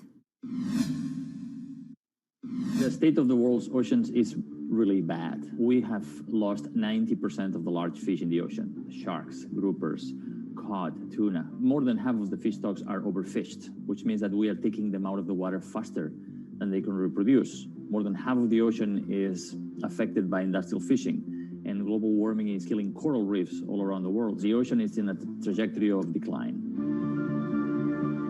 Can you just visualize for our viewers who never get to see the kind of things you are able to see, what an ocean and healthy ecosystem looks like versus one that's next to a bustling economic and industrialized area? Coral reefs in the United States, in the Florida Keys, are down to only 2% of what they used to be. Before, 80 to 90% of the bottom on a coral reef in the Caribbean was covered by live coral. Now, Florida Keys have only 2%. The average in the Caribbean is about 5% of the bottom covered by live coral. The rest is covered by slime and seaweed. And most of the fish you can see are this big. And it is very, very rare that if you jump into any place in the Caribbean at random, you see a shark. It's very, very rare. Now, let's go to Millennium Atoll, for example. An atoll that is uninhabited and fished south of the equator in the Central Pacific, belongs to the Republic of Kiribati. 2009, we conducted the first underwater expedition to this island, and I still remember the first time. Jumped over the side of the boat, and as soon as the bubbles cleared, I was surrounded by 15 gray reef sharks. After a couple minutes, the sharks decided that we were boring, and they went back to do their thing. And you look down, 90% of the seafloor is covered by thriving coral, and it's full of fish, and a sea turtle comes by. Now, this abundance that we rarely see anywhere except in well-managed marine reserves. This is what the ocean used to be like, and this is what we have learned from going to these pristine places. And you write in your book that you're writing the obituary of ocean life. What's the cure? The cure is doing less harm. Basically, there are three things that we are doing to the ocean. One is we are taking fish out of the water faster than they can reproduce. Two, we are creating large marine reserves in the ocean. But also, local communities have an important role to play because some of the most successful protected areas in the ocean are community-led and community-managed marine reserves. So when the fish come back, the divers come in. And that creates huge economic opportunities through ecotourism. These areas that are managed by communities are very successful because the communities have a vested interest in having as many fish as possible inside them so they can enjoy the benefits. What from the pandemic has changed your view when it comes to protection of the environment? Nature has given us a very strong signal of how fast it can recover if we just give it space. Everybody was fascinated by all these videos of the whales and the dolphins coming into marinas and mountain lions on the streets of Santiago in Chile, wild goats in the UK. Nature has this extraordinary ability to bounce back if we just give it space. This is why we need to protect at least 30% of the planet by 2030. How do healthy marine ecosystems help in the fight against climate change, though? Most people see the ocean as a victim of climate change, but the ocean can also be a solution because we know that the more life that is in the ocean, like big fish and big whales, the more these organisms help to make the ocean productive and absorb more CO2. The kelp forest, seagrass beds, all of these are important ecosystems in the ocean that are similar to the forests on the land that capture a lot of our carbon pollutions. What are you most excited about in your field? We have 10 years to fix this problem. Global fisheries catch is going down, stocks are collapsing. Business as usual means that by 2050, 90% of the coral reefs are gone, that most commercial fisheries have collapsed. That affects food security, that affects migration of people. We have 10 years to get to peak greenhouse gas emissions and then go carbon neutral by 2050. And we have 10 years to protect at least 30% of the ocean so we can restore much of this health and productivity, not just for saving biodiversity, but also saving our life support system. We are not talking about something that is apart from us. We are not apart from nature. We are a part of nature. So these 10 years are probably the most critical in the history of humanity. The most accurate measurements of changing oceans will come from space. While Enric Sala explores what lies beneath, a new satellite is giving us data from above. We'll learn more about our oceans and climate change, but from space. A new satellite's been launched from California. Its mission: track the accelerating rise of sea levels. Well, the main instruments on board include a dual-frequency radar altimeter. And this is the primary instrument of the mission, and that's the one that's measuring sea surface height, significant wave height, and wind speed over the ocean. And from those measurements, we can actually have the superb measurements that we expect of sea level rise. Data gathered from Sentinel-6 will be used alongside information from other satellites to build as complete a picture of the oceans as possible. With a long record, we can precisely measure the acceleration. We eventually can detect new regime, tipping points. For example, if there is a runaway in the melting of Greenland or Antarctica, sea level will record this runaway change because it is an integrator of all changes that are occurring in the climate system. So we will be able to see some change, big change in the global climate. The National Oceanic and Atmospheric Administration expects that sea level rise will increasingly threaten U.S. coastlines. One example, the southern tip of Manhattan is expected to flood 20 to 40 times a year by 2030. 11 of the 15 largest megacities are located at the coast, and this number will double. The number of people living in coastal area will double by 2060. So, knowing how much sea level is rising at the coast and how much it will rise in the future in coastal areas is as obvious. It's obviously a major goal for human beings. Coming up, from sails to steam to oil, the shipping industry is no stranger to change. But how will it navigate the next transition? This is Bloomberg Green.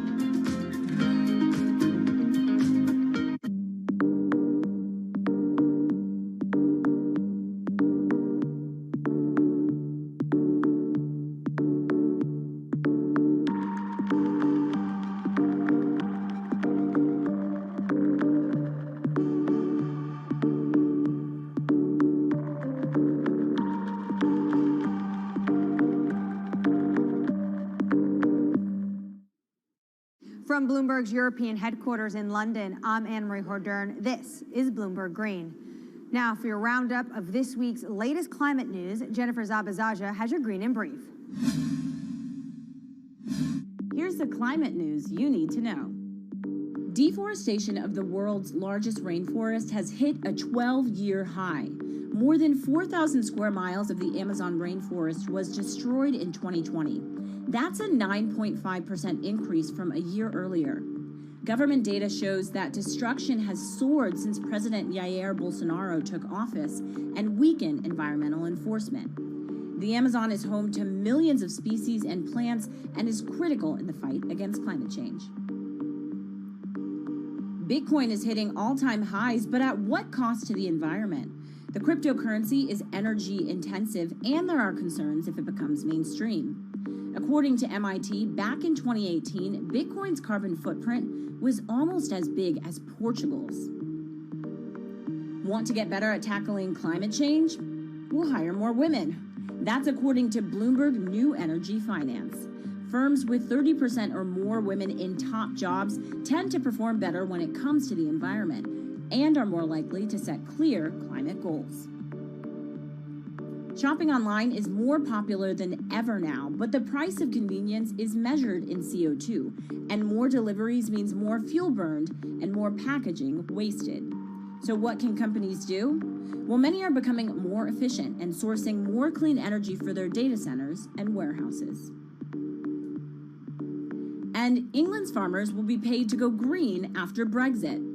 As European subsidies are phased out, they'll get new money to encourage them to produce healthy, sustainable food. Poor farming practices are one of the leading drivers of water pollution and the loss of biodiversity.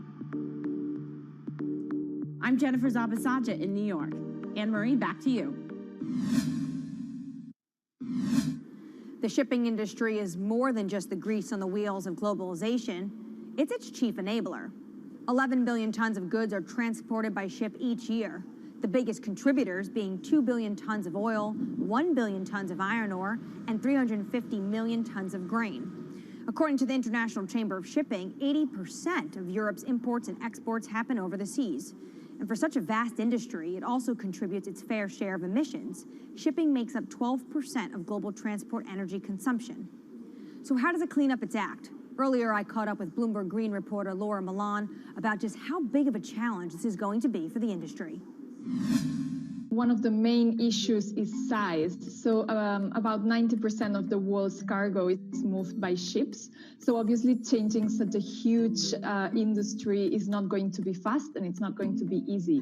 The second issue has to do with technology. So ships obviously travel for many days at sea. It's not as easy for them to refuel as it would be for a car, for example, going on a road.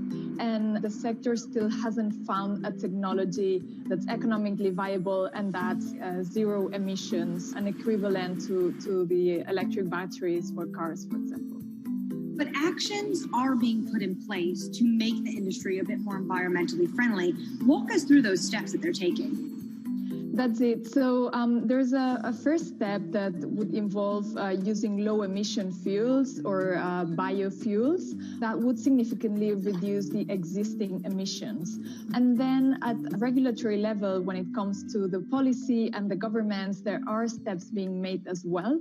I would say that the most significant ones come from the European Union, which started to track emissions a few years ago and is now looking to include shipping emissions in the emissions trading system. So that would significantly reduce and help calculate the emissions from the shipping industry.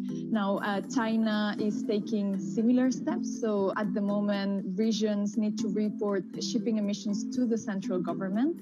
And finally, we have the International Maritime Organization with a pledge to reduce shipping emissions by 50% in 2050. Now, we must say that that pledge has been considered insufficient by environmental groups, but at least some steps are being taken. So to get to 2050, the industry obviously is going to need to start tapping some new technologies. What new technologies are you seeing being introduced into the shipping industry? So we have seen pilot technologies being developed for years now, but what's interesting interesting about this current moment is that we're seeing big players invest in these technologies that are not yet economically viable, but that one day might be. So, for example, we are seeing earlier this year the world's largest agricultural commodities trader, Cargill, saying they will invest in attaching sails to their ships so they can make any technology that they run their ships on more efficient. Similarly, we have seen a spin-off of Airbus, the aeronautics company, developing a similar application with kites. We have been following also developments in hydrogen. So at the moment, hydrogen fuel seems like a good option, a possible option when it has been developed and when it becomes economically viable. And we have Vestas, for example, the world's largest turbine maker, developing some ships that will be able to run on hydrogen in the near future. Coming up, rising sea levels means humans need to get creative when it comes to coastal defenses. But how do we protect both ourselves and the environment? One Israeli startup may have the answer. That's coming up next. This is Bloomberg Green.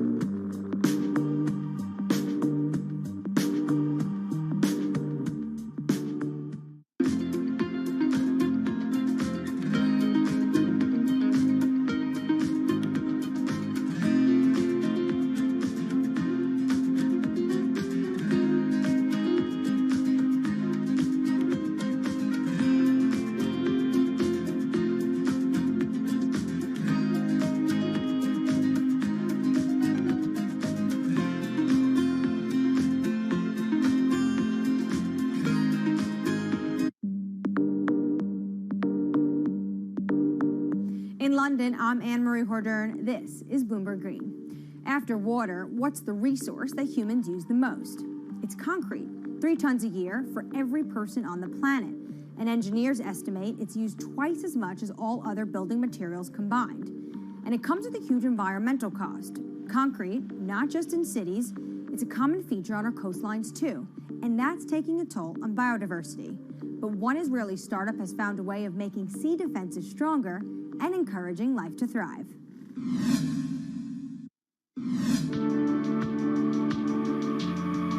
If you take a look at concrete structures like breakwaters or seawalls, the water around them is often clear.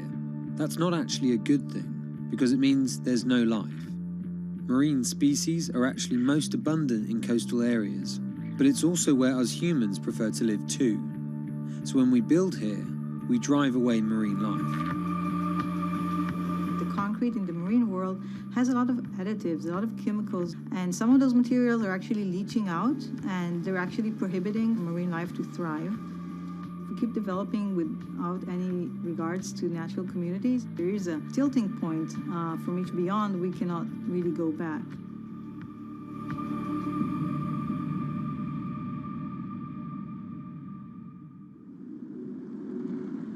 In the coastal city of Tel Aviv, an Israeli startup wants to revolutionize our urban coastlines.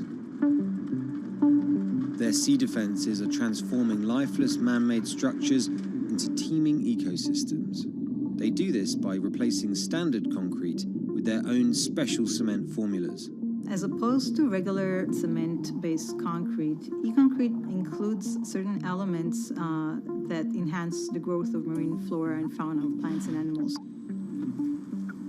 Our admix, which is kind of our secret sauce, is basically kind of sealing the concrete, making it less aggressive for the marine environment. That once we add it, we enable life to flourish.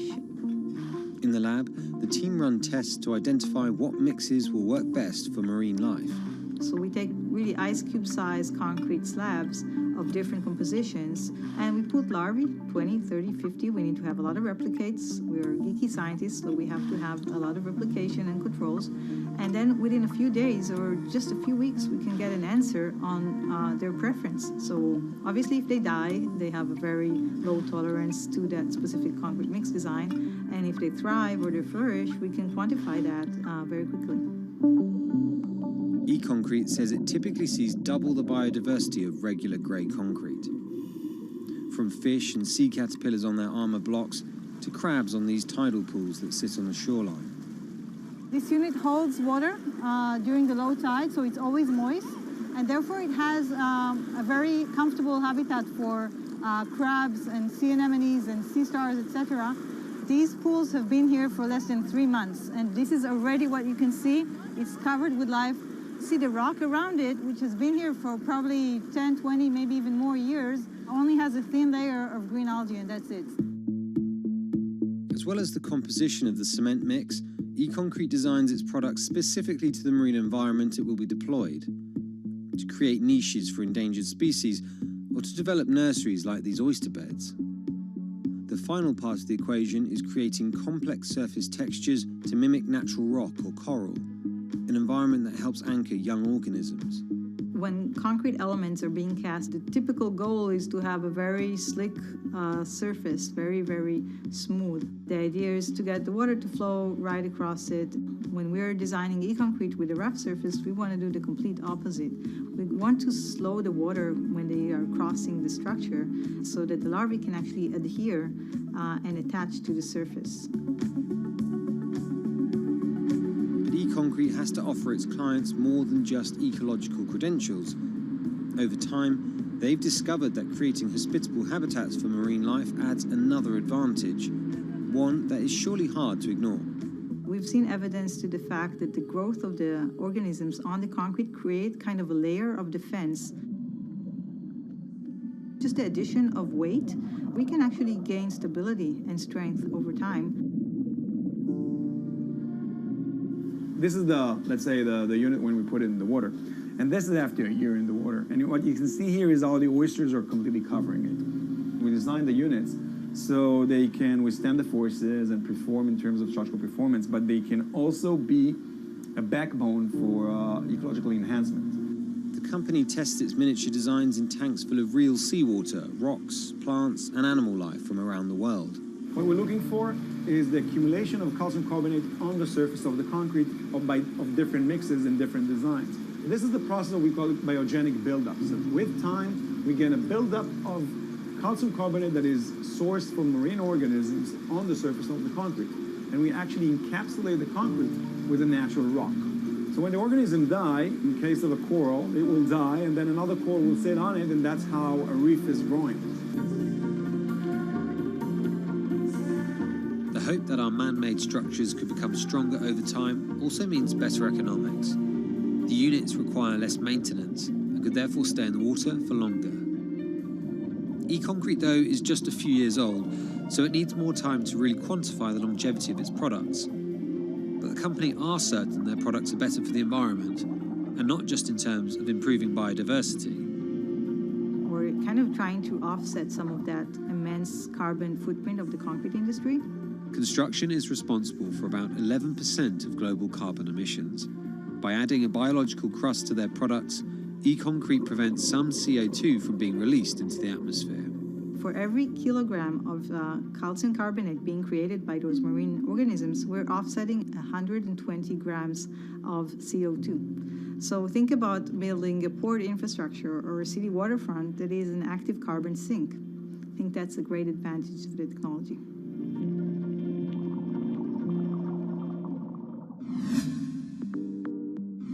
That does it for this week, but let's keep the conversation going on Twitter. Follow us at Climate. I'm Anne-Marie Hordern, and this is Bloomberg Green.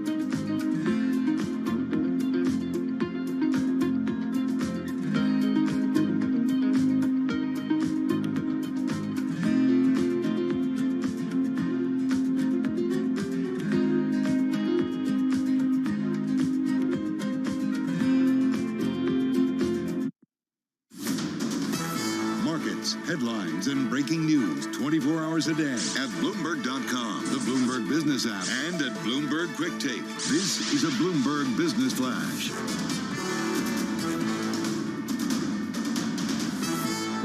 Bloomberg World Headquarters, I'm Charlie Pellet. The S&P 500 index pushing toward its fourth consecutive record, defying some technical indicators that are flashing signs of caution. Underpinning that strength is the fact that profit margins have held up well despite soaring commodity prices and supply chain snarls. Among the companies out with earnings today, Pfizer, its shares up right now by 5.2%. Pfizer raised its full-year forecast on the strength of COVID-19 vaccine sales and provided the first glimpse at potential gains for 2022, projecting $29 billion in sales from the shot it developed with its German partner BioNTech. BioNTech's ADRs, they're up now by 2.7%. Chairman and CEO Albert Bourla just wrapping up an interview here on Bloomberg Radio, and he told low-income countries they've got to start placing orders if they want discounted COVID vaccines. The first 6 months of 2022 will be allocated, and I don't want the dose to go to high-income countries. I want them to go everywhere, but they need to place orders. The prices are clearly non-for-profit prices for the low-income countries, significantly discounted, almost half, for middle-income countries. And again, Pfizer shares up now by 5.2%. Its German partner BioNTech, its ADR is up by 2.9%. Among the companies reporting earnings today after the close of trading, Zillow, Amazon, Mondelez, T-Mobile, Akamai, Lattice Semi, and Devon Energy. Tesla shares falling after billionaire Elon Musk cast doubt on Hertz Global Holdings' plan to buy 100,000 electric vehicles for its rental car fleet and downplayed the deal's potential. Tesla shares now lower by 3.4%. 10-year yield 1.54%. Spot gold down 0.3%, 17.87 the ounce. West Texas Intermediate crude down 0.4%, 83.69 a barrel. Recapping S&P at a record up 0.3. And that's a Bloomberg Business Flash.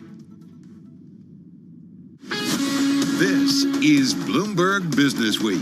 Insight from the reporters and editors who bring you America's most trusted business magazine, plus global business, finance, and tech news as it happens. Bloomberg Business Week with Carol Masser and Bloomberg Quick Takes Tim Stenovic on Bloomberg Radio. Live from the Bloomberg Interactive Broker Studio, streaming on YouTube. Before streaming on YouTube, you're going to notice Mike McKee is standing. So is Kriti Gupta. What is it with you two? Well, Mike doesn't have a chair. Mike doesn't have a chair. The music stopped. I lost. All right, we're going to talk about markets. We're going to talk about economic news in just a moment. We're going to talk about that Fed meeting that just got underway. It is Tuesday, November 2nd, 2021. I was thinking of Wicked, the Broadway hit, Defying Gravity, because that's what we seem to see in stocks. Yeah, not even talking about Avis.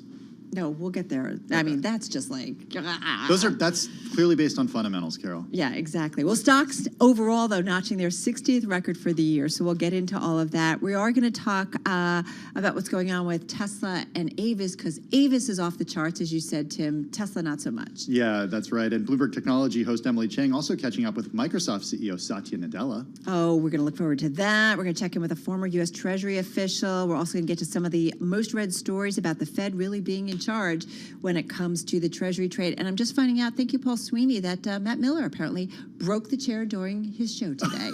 That's why we're down a chair. Thank you, Paul Sweeney. Matt comes in from Berlin and the place starts to fall apart. I'm going to go get Matt's chair and bring it in here. That is a great idea. That sounds fair. All right, let's get to the market drivers report. And let's set the Business Week agenda. Kriti Gupta is with us, so is Michael McKee. He's our international economics and policy correspondent. Kriti is Bloomberg Markets correspondent. So I want to start with you, Mike, because it is the beginning of a two-day Fed meeting. We know the Fed's they're going to start tapering back right on their balance sheet. Are we expecting anything in terms of the trajectory of raising interest rates? Will we get anything out of the Fed, do you think, when we get that answer tomorrow? I don't think so, but that's going to be the issue, is the minute we read the words taper begins, then the next thing that everybody on the trading desk is going is, when are they raising rates? And they are tied together because tapering, you're still adding accommodation, and if you're going to start raising rates, you're going to be taking accommodation away. So you would be working against each other. So it will be key to see when they're going to stop this. Now, the betting has been $15 billion a month. which would mean they end in June. And Goldman Sachs has already said the first rate increase is coming in July. So they'll be watching for that. Right. So what could, Mike McKee, spook the equity or bond market tomorrow?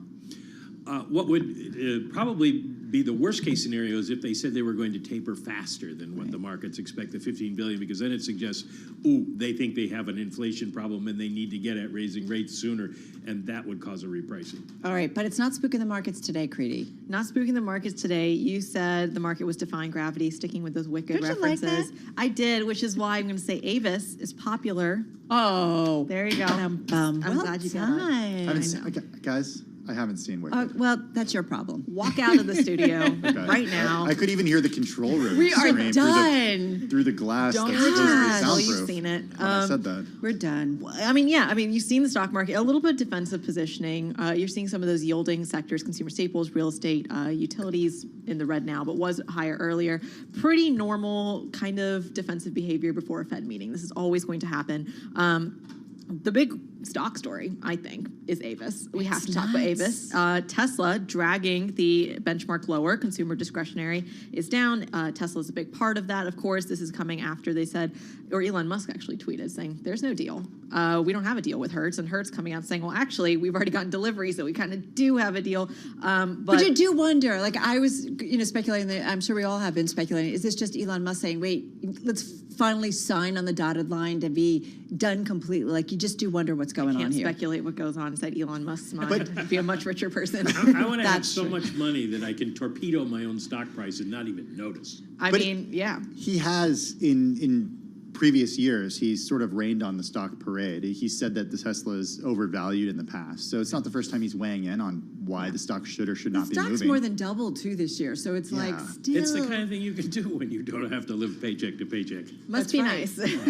Well, you remember a couple years ago when we were like, oh, it's Tesla. It's just, he's this crazy guy. He's never going to do anything. And here we are. We're talking about electric vehicles. Literally, this is why Avis is up so much. Their CEO mentioned that at some point they might switch to electric vehicles, and then the stock just soared. So if you even say the word electric, your stock is basically the equivalent of being touched by King Midas. Okay, it's one thing for a stock to soar 10% maybe on comments like that, but 212% higher? This takes us way off track here, but there's an interesting article in the Financial Times today by a friend of mine, Sinead O'Sullivan, and she's a space economist, and she points out that the old days, the right stuff, the astronauts, we knew who all they were, and they were heroes and everything, and now we know more about Elon Musk than we know about any of the people who are going to go into space from now on. Oh, that's actually sad. It's the guy who built the rocket that matters. Exactly.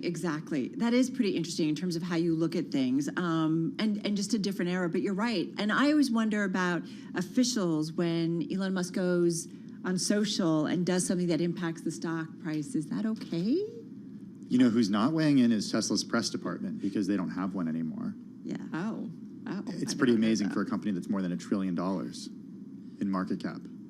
I'll go with Matt Levine, our columnist, who says everything is market manipulation. On that happy note, well, we can put some numbers to it, actually. Tesla, our producer Pete Dioteris crunching these numbers, now over $1 trillion. In the last 8 days, $278 billion of market cap just in the last 8 days. That does include today's loss as well. It was 1.2 trillion yesterday, because I made it one of my gainers, and Romaine was like, wait, it's not 1.1, and it's not like there's a heavy short position. Yeah, 278 billion in 8 days. That's insane.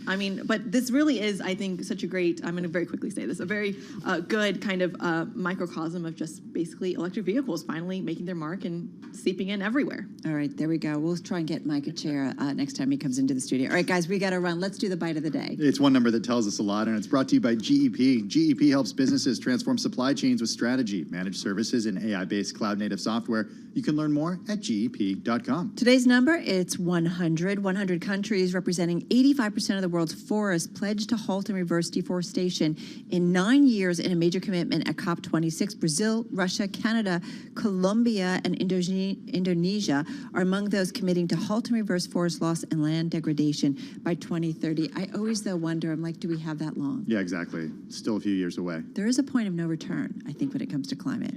I hate to be so dark. Sorry.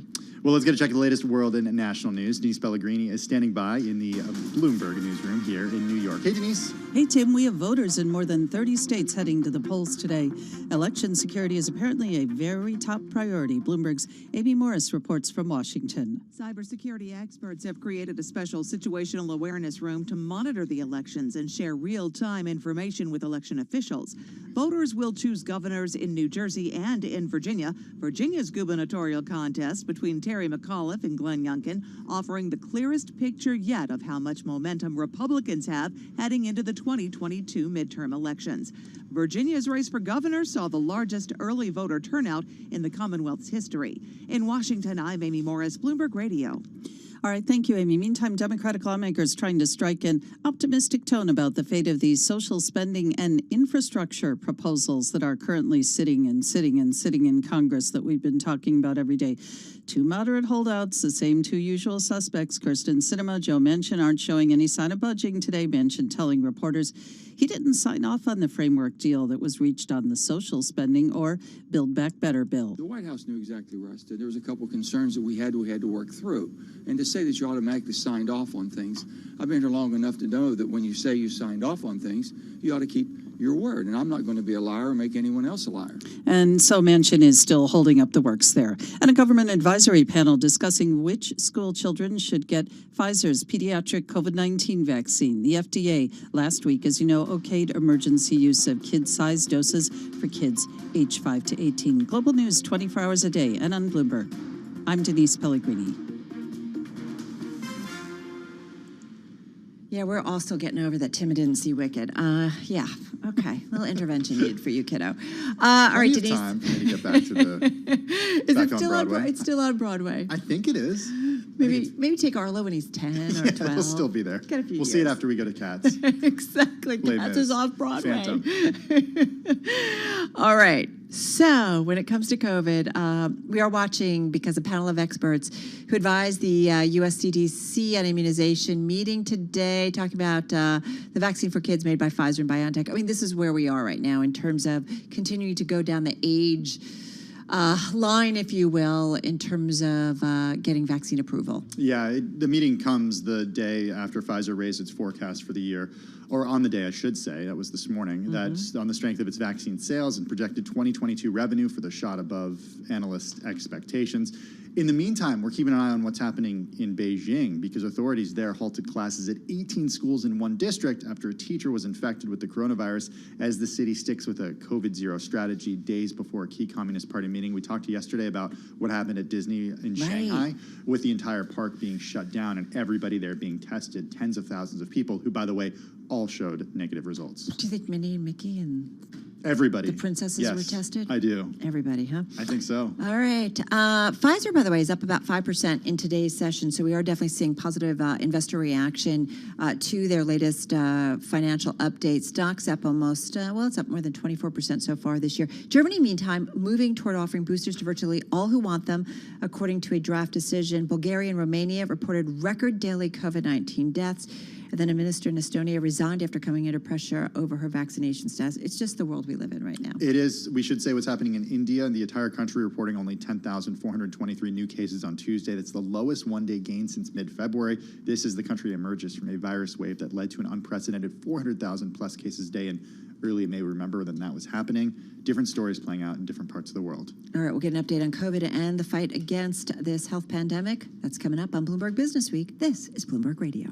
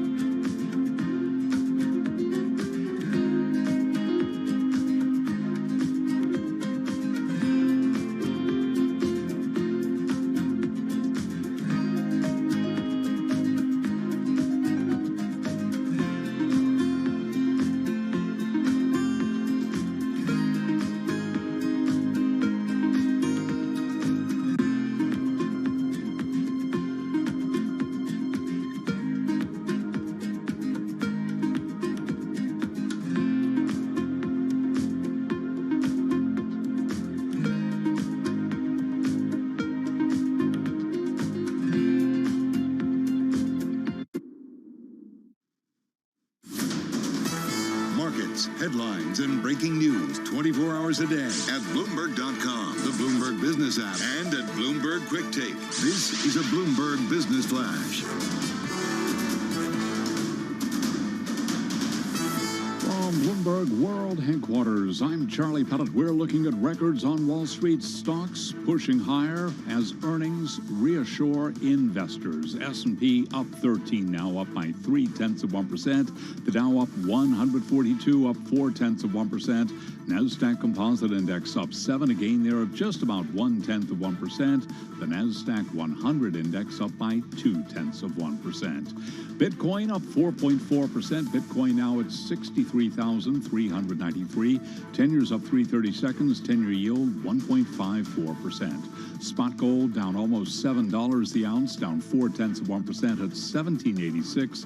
And West Texas Intermediate crude down 0.2%, 83 now for a barrel of West Texas Intermediate crude. Zillow will be among the companies reporting earnings after the close of trading today. Zillow shares are plunging now by 10.6%. First, the online real estate giant stopped pursuing new purchases in its nascent home flipping business. Now it is rushing to sell down its existing inventory of homes. Again, Zillow shares plunging now by 10.7%. Recapping, stocks higher, S&P up 14, up 0.3%. That is a record. I'm Charlie Pellet, and that is a Bloomberg Business Flash. All right, Charlie, thank you so much. Really appreciate that. We just went through some of the big headlines, including that CDC panel that is meeting today to talk about the vaccine for kids made by Pfizer and BioNTech. So we're watching for some news out of that.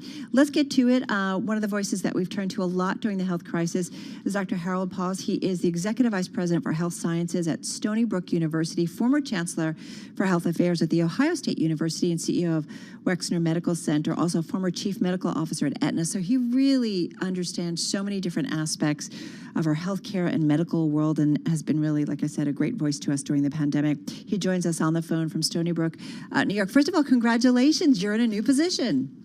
Yes, thank you very much, Carol. I appreciate it. Hey, we were thinking, on our planning call, we're just thinking about you going from, your position before and being in Ohio to now being in New York. What are, the differences in terms of what you're seeing about communication, the handling, and just the processes involving the pandemic? What's the same, what's different? Yeah. So I'm originally from New York, and it's great to be back. I would say there are a lot of similarities, many, many more similarities in terms of how the pandemic has been handled by the healthcare workforce, both here and in Ohio, in terms of the number of individuals that have been tested, the number of vaccinations that have been offered. Here at Stony Brook Medicine, we've vaccinated over 500,000 individuals to date. And this week, we're very, very busy with the boosters for Moderna and Johnson & Johnson, in addition to Pfizer. So a lot of similarities in terms of vaccination and testing, and certainly in terms of treatment. Stony Brook Medicine has cared for hundreds and thousands of patients with COVID. At the peak, there were over 400 patients in the hospital with COVID, and thousands have been cared for across Long Island. So a great deal of similarities. I think the other big similarity is that as part of this research university, Stony Brook University, a lot of research work has been going on testing the vaccines, including, you mentioned children. The Moderna vaccine has been tested here on children ages 5 to 11, and just a lot of research work, over 230 research studies and clinical trials across Stony Brook Medicine and Stony Brook University. Hey, Dr. Paus, I want to go back to boosters before we talk about vaccines for kids. Who should get boosters right now, and which boosters should they get?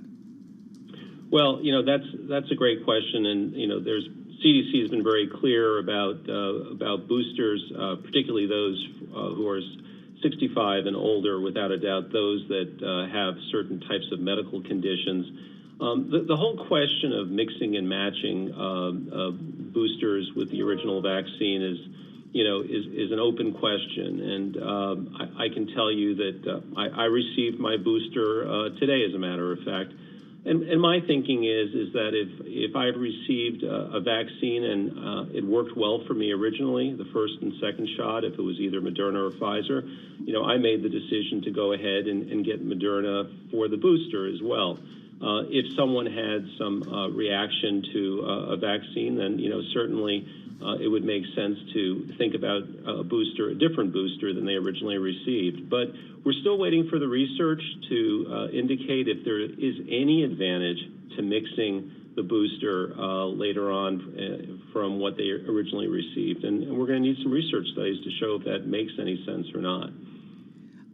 But I would just underscore one thing.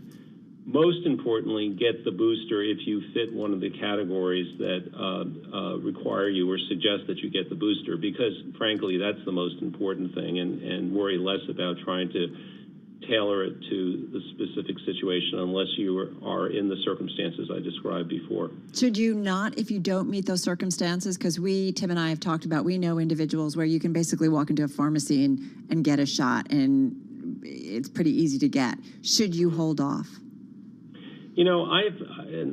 I've practiced this myself because I waited until this week to get the Moderna booster, and I've advised everyone in my family, and I've been asked many, many times, follow the CDC recommendations. That's how I've worked all through this pandemic. It makes a lot of sense to me because there are so many people looking at the data at the FDA and the CDC in real time and are being guided by the science. And I think for all of us, dealing with so much information, so many reports that they hear in the media, what they hear from neighbors even, I think the one thing that is consistent is that we should try to depend as much as we can on the information that's available from our physicians, from our local healthcare workers that care for us, and from organizations that have access to huge amounts of data. All right, that's a good final thought and an important one. Hey, thank you so much and congratulations again, Dr. Harold Paz. He is the Executive Vice President for Health Sciences at Stony Brook University, joining us on the phone from Stony Brook. Some really clear thinking on all that is out there. I have to tell you, I have a friend who yesterday, they're both vaccinated. His wife has a breakthrough case and she's symptomatic. Wow. He got a PCR test. He's negative. And he's not finding a lot of answers for what should he do right now? Where should he be? Where should she be? How does he stay negative? How long is she how long does she have this for? There's still so many answers. Are they wearing masks at home? Like, what are they doing? He's texting me all these questions, and I keep saying, check the CDC, talk to your doctor. All right. We've got a lot more to come, including taking a look at Avis soaring in today's trade.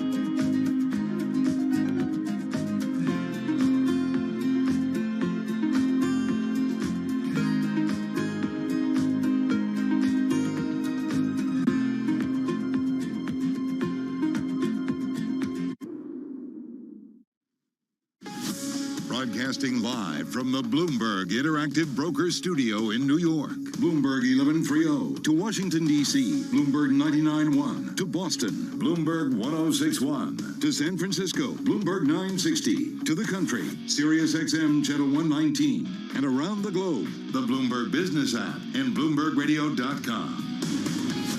This is Bloomberg Business Week. So I think he's cracked his neck a couple of times, had a couple cups of coffee, a couple sips. I think he's almost ready to talk with us. Oh, I think he is too. His name's Ed Ludlow. He's West Coast correspondent for Bloomberg News. He's going to join us in just a few minutes. There's a camera on you always, Mr. Ludlow. We're watching you, good sir. He's going to talk Tesla, sliding as Musk tweets on lack of Hertz contract. Also, what the heck is going on with Avis? That's what I really want to talk about, off the charts. All right, first up, though, I want to talk to Charlie Pellet with another check on that trading day. Hey, Charlie. Hello there, and let's define off the charts. Avis budget shares, CAR on the ticker, up now by 107%. You referenced Tesla, its stock lower now by 3.9%. Hertz, an integral part of the story, it is up by 5.5%.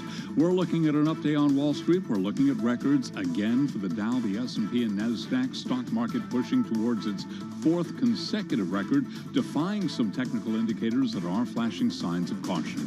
Right to the numbers. S&P up 13, now up 0.3%. The Dow up 129, up 0.4%. NASDAQ higher by 8, a gain there of about 0.1%. 10-year up 2/30 seconds. 10-year yield right now 1.54%. Spot gold lower by 0.4%. 17.86 the ounce on gold. Bitcoin up 4.5%, 63,426 right now on Bitcoin. A panel of experts who advise the Centers for Disease Control and Prevention on immunization are meeting today to discuss the COVID-19 vaccine for kids made by Pfizer and BioNTech. Pfizer has raised its forecast for the year on the strength of sales of its COVID-19 vaccine, although the company sees revenue from the shot falling next year. Dr. Amish Adalja is senior scholar at the Johns Hopkins Center for Health Security, and he says while the U.S. is making progress on vaccinations, we need a better perspective on the risks involved when it comes to those breakthrough infections. The fact is, we have a very safe and effective vaccine available that makes that risk calculation so much easier. And for someone who is fully vaccinated, the risk of a breakthrough infection is small, and the risk of a serious breakthrough infection is vanishingly small. And I think that's what we have to teach people how to do, and that's what our policy should reflect. The fact that this is not a containable virus, that it's going to continue to have cases, and our goal has always been to tame it, to remove its ability to crush hospitals. Dr. Adalja with the Johns Hopkins Bloomberg School of Public Health, which is supported by Michael R. Bloomberg, founder of Bloomberg LP and Bloomberg Philanthropies. Checking the vaccine stocks, Pfizer after earnings up 5% right now. Its German partner BioNTech higher by 3.1%. AstraZeneca's ADR is up 2.5%. Moderna up 2.2%. J&J, Johnson & Johnson up by 2%. Lots of earnings coming up after the close of trading today. Among them, Zillow, its shares plunging now by 11.4%. I'm Charlie Pelleton. That is a Bloomberg Business Flash. That's right. We all want to know what's the heck with all the selling of the homes. I thought they were all in on it, right? Flipping, Also, buying and flipping. What's it saying about the health of the housing market across the United States? Well, what will it mean as they release a bunch of homes onto I thought they had this housing estimate, market? Carol. Well, they had that, but then they became an iBuyer of homes. All right, we're going to talk about that later. Right now, we got to talk about what's going on with car. We're talking about Avis Budget Group, up 110%. Meantime, we're seeing Tesla under pressure, although it's still skyrocketing so far in this year. So let's get to it. What is going on? Bloomberg News West Coast correspondent Ed Ludlow is on it. Joining us, if you're watching on YouTube, he's in our San Francisco bureau. Smile for the cameras. No, I'm just kidding. Good afternoon. So Tesla down, although it's been on a tear this year. Avis off the charts. You know, there's definitely, what is it? I feel like the trading platform's getting in play on that one. What's going on here, Ed? Yeah, there's a lot to unpack, and it is all linked. You know, for Avis's part, they had earnings, strong top and bottom line performance, but at one point the stock was up 218%. So you ask yourself, you know, no market pays that much attention to the fundamentals that they make a buy call to send a stock up 218%. So, you know, we know there's a lot going on here. We know the retail trader has come in. If you look at stock twits, if you look at Wall Street Bets on Reddit, you know, Avis is being mentioned with high frequency. Another factor at play here is that short interest is about 21 to 25% of the float. according to S3 Partners data. So there's a lot to unpack, but what it all ties to, it appears, is comments that executives made on the call about Avis's EV ambitions in the context, of course, of that Hertz Tesla order that we've known about for the last week. Yeah, more on that in just a minute in the context of Tesla, of course. But Ed, Avis didn't actually talk about any plans to add EVs to its fleet, though, right? No, they didn't. So I'm just going to bring up the full quote here. And what I'll say is that they basically said they're committed to electrification, right? And that you would see in time them add EVs to their fleets. But they essentially threw shade at Hertz. I mean, I don't want to call it shade myself. I'm just going to read it to you, the comments from Brian Choi, CFO of Avis. The reason you haven't heard from us publicly is because for competitive reasons, we like to execute on our strategy before announcing it. I mean... Without Tom Brady? That kind of sounds like shade. Well, or it's like, oh, darn, they got out ahead of us. Like, you do wonder. And this is a very competitive world in the auto space right now, and it does feel like all bets are off. It's changing as we move from the combustion engine to EVs and so on. And so everybody's looking to have that first mover advantage like a Tesla. Yeah, there's definitely a school of thought as well that car rental companies have a role to play with EV adoption. There are lots of consumers out there who are still nervous about owning an EV, whether that's range anxiety, whether it's literally about how you pull that off if you can't install a charger in your home. So the idea that you could experience what it's like to drive and use an electric vehicle for a car rental company is important, market analysts and commentators say. What it all links back to when it comes to Tesla and Hertz, though, is remember, every player, Tesla being the leader, the others chasing the pack, are supply constrained. They can't build enough electric vehicles to quickly hand over the keys to 100,000 cars. It's just not going to happen tomorrow. And even Elon Musk tweeting about this last night in response to a question about the company's stock. He said that if any of this is based on Hertz, I'd like to emphasize that no contract has been signed yet. Tesla has far more demand than production. Therefore, we will only sell cars to Hertz for the same margin as to consumers. Hertz deal has zero effect on our economics, and essentially saying the contract is not signed yet, and as a result, Tesla shares down close to 4%. Well, it's semantics. He says yet. The contract's not signed yet. Right. But, there's clearly agreement in place. Hertz has got its own troubles. It's coming out of bankruptcy. It made an official announcement about this. But again, this comes back to the idea Tesla is supply constrained. It cannot build enough vehicles to meet demand. If you go on the Tesla website right now and try to order yourself a Model 3 or a Model Y, it will give you an estimated date for when you'll receive it. That can be a matter of months and months away. And, Elon Musk is very close to retail traders. He communicates often with Tesla owners. And if you read the quote in full, as you did, Tim, it seems very much like Elon Musk saying, we are not prioritizing a corporate entity, Hertz, over our existing customers.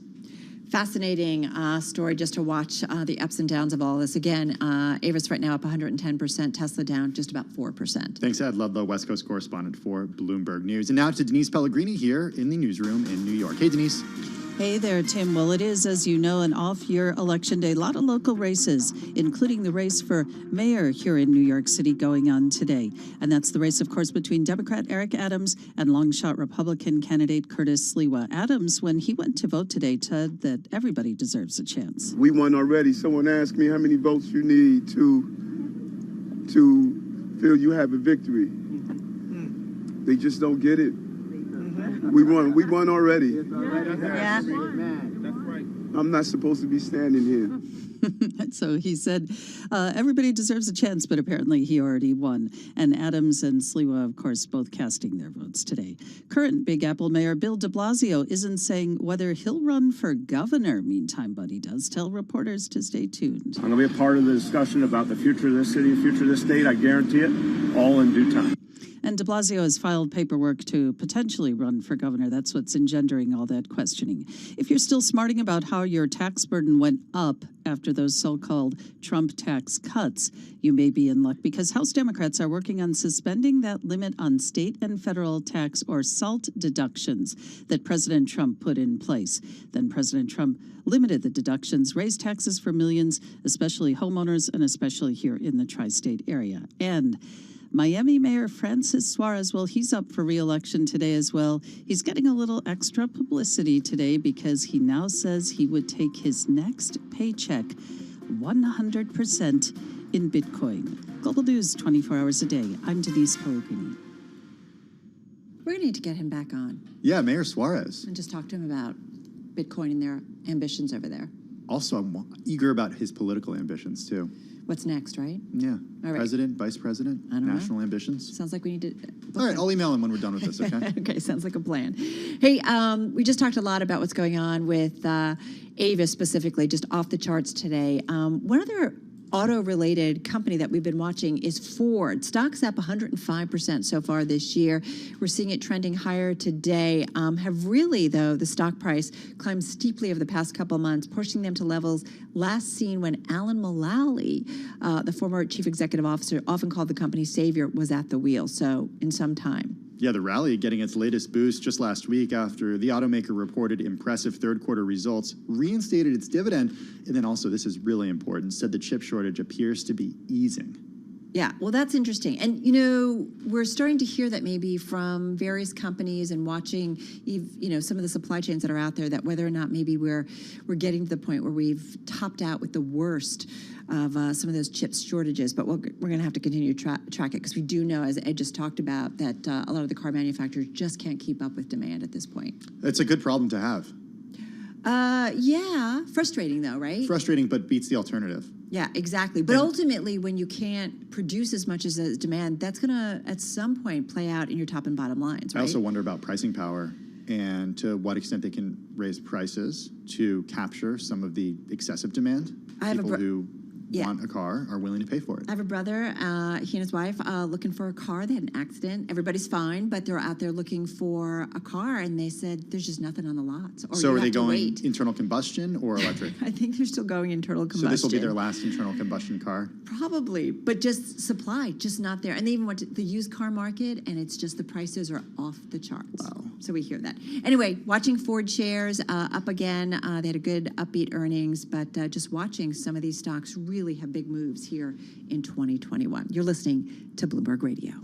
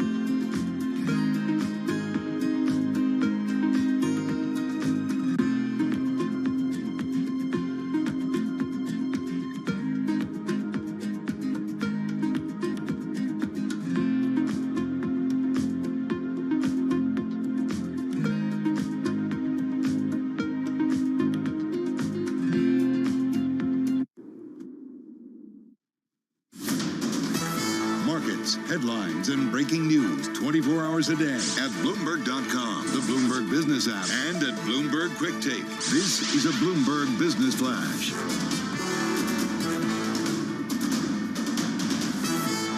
Bloomberg World Headquarters, I'm Charlie Pellet. Senate Majority Leader Chuck Schumer says an agreement has been reached for lowering prescription drug prices as part of the economic agenda bill. It would cap out-of-pocket spending at $2,000 a year and seeks to reform industry, quote, to stop price gouging. Stocks higher, S&P pushing towards its fourth consecutive record, defying some technical indicators that are flashing signs of caution. S&P up 17, up 0.4%. The Dow up 161, up 0.5%. NASDAQ up 26, a gain of 0.2%. 10-year up 2/32, 10-year yield 1.54%. Spot gold down 0.3%. 17.87 the ounce. Crude down 0.6%. West Texas Intermediate crude 83.57 a barrel.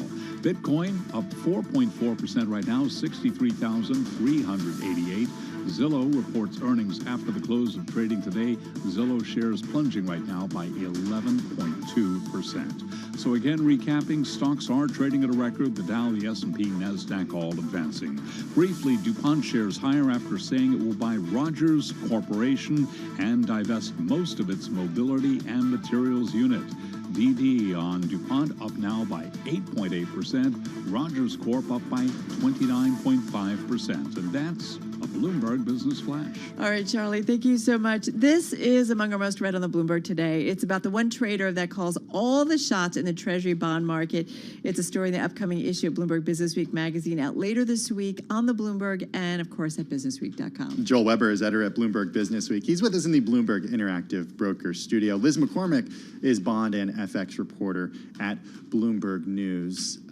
Joel, give us a history lesson here and take us back to who the bond vigilantes were. Once upon a time. Once upon a time, masters of the universe controlled basically, the pricing, and they had pricing power and could actually exert that influence on government. And in the Clinton administration, especially, kind of memorable moment that we had in the draft, an earlier draft, was how James Carville was like, I know nothing about the bond market, but like these vigilantes.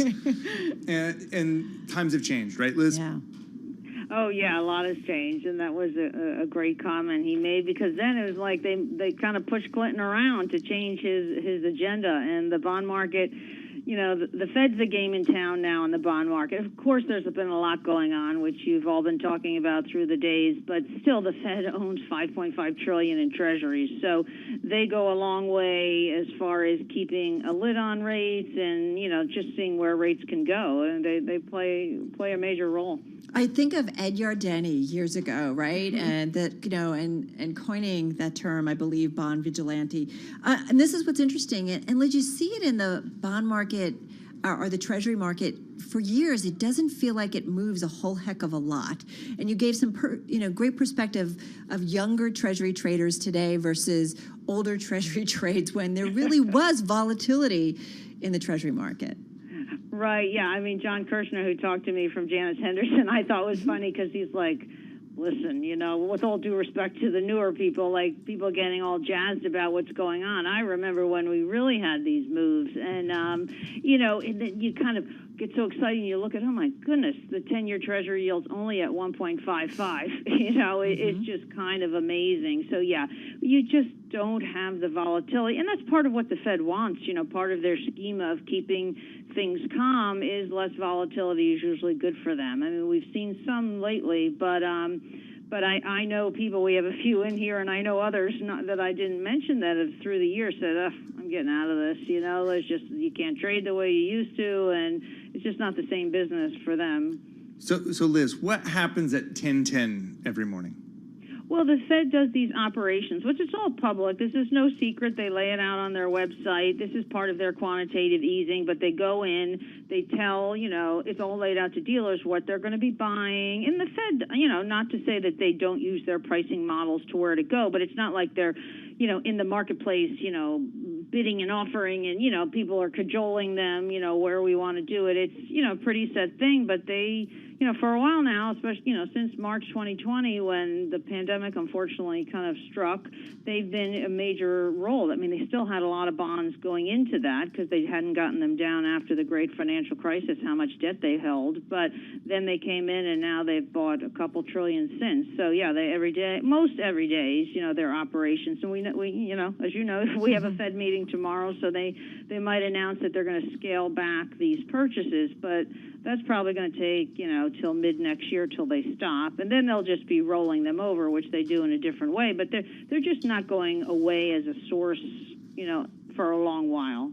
I'm wondering, Liz, and you write about this in your piece for Bloomberg Business Week, what's riding on Fed Chair Powell's gamble that the surge in inflation is just transitory, a word that I expect we'll hear several times tomorrow when we hear from the Fed Chair?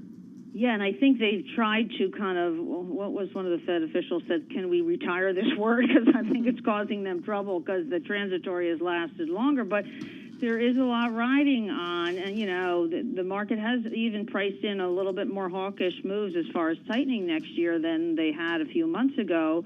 So there is a lot riding on, especially if Powell sticks to his guns and says, it's lingered a little longer, but we think it's a lot of the supply chain and temporary stuff, and it's going to pass. And if the market doesn't think, the Fed will move if they need to, the big role of any central bank is to contain inflation, then we could, see things, kind of get ginned up even more. So I think a lot is riding. He's got a tough maneuver because they do want a more broad and inclusive employment mandate, which makes a lot of sense. So they don't want to crimp off the economy, but they don't want to lose their credibility in fighting inflation. So, I wouldn't want to be him tomorrow.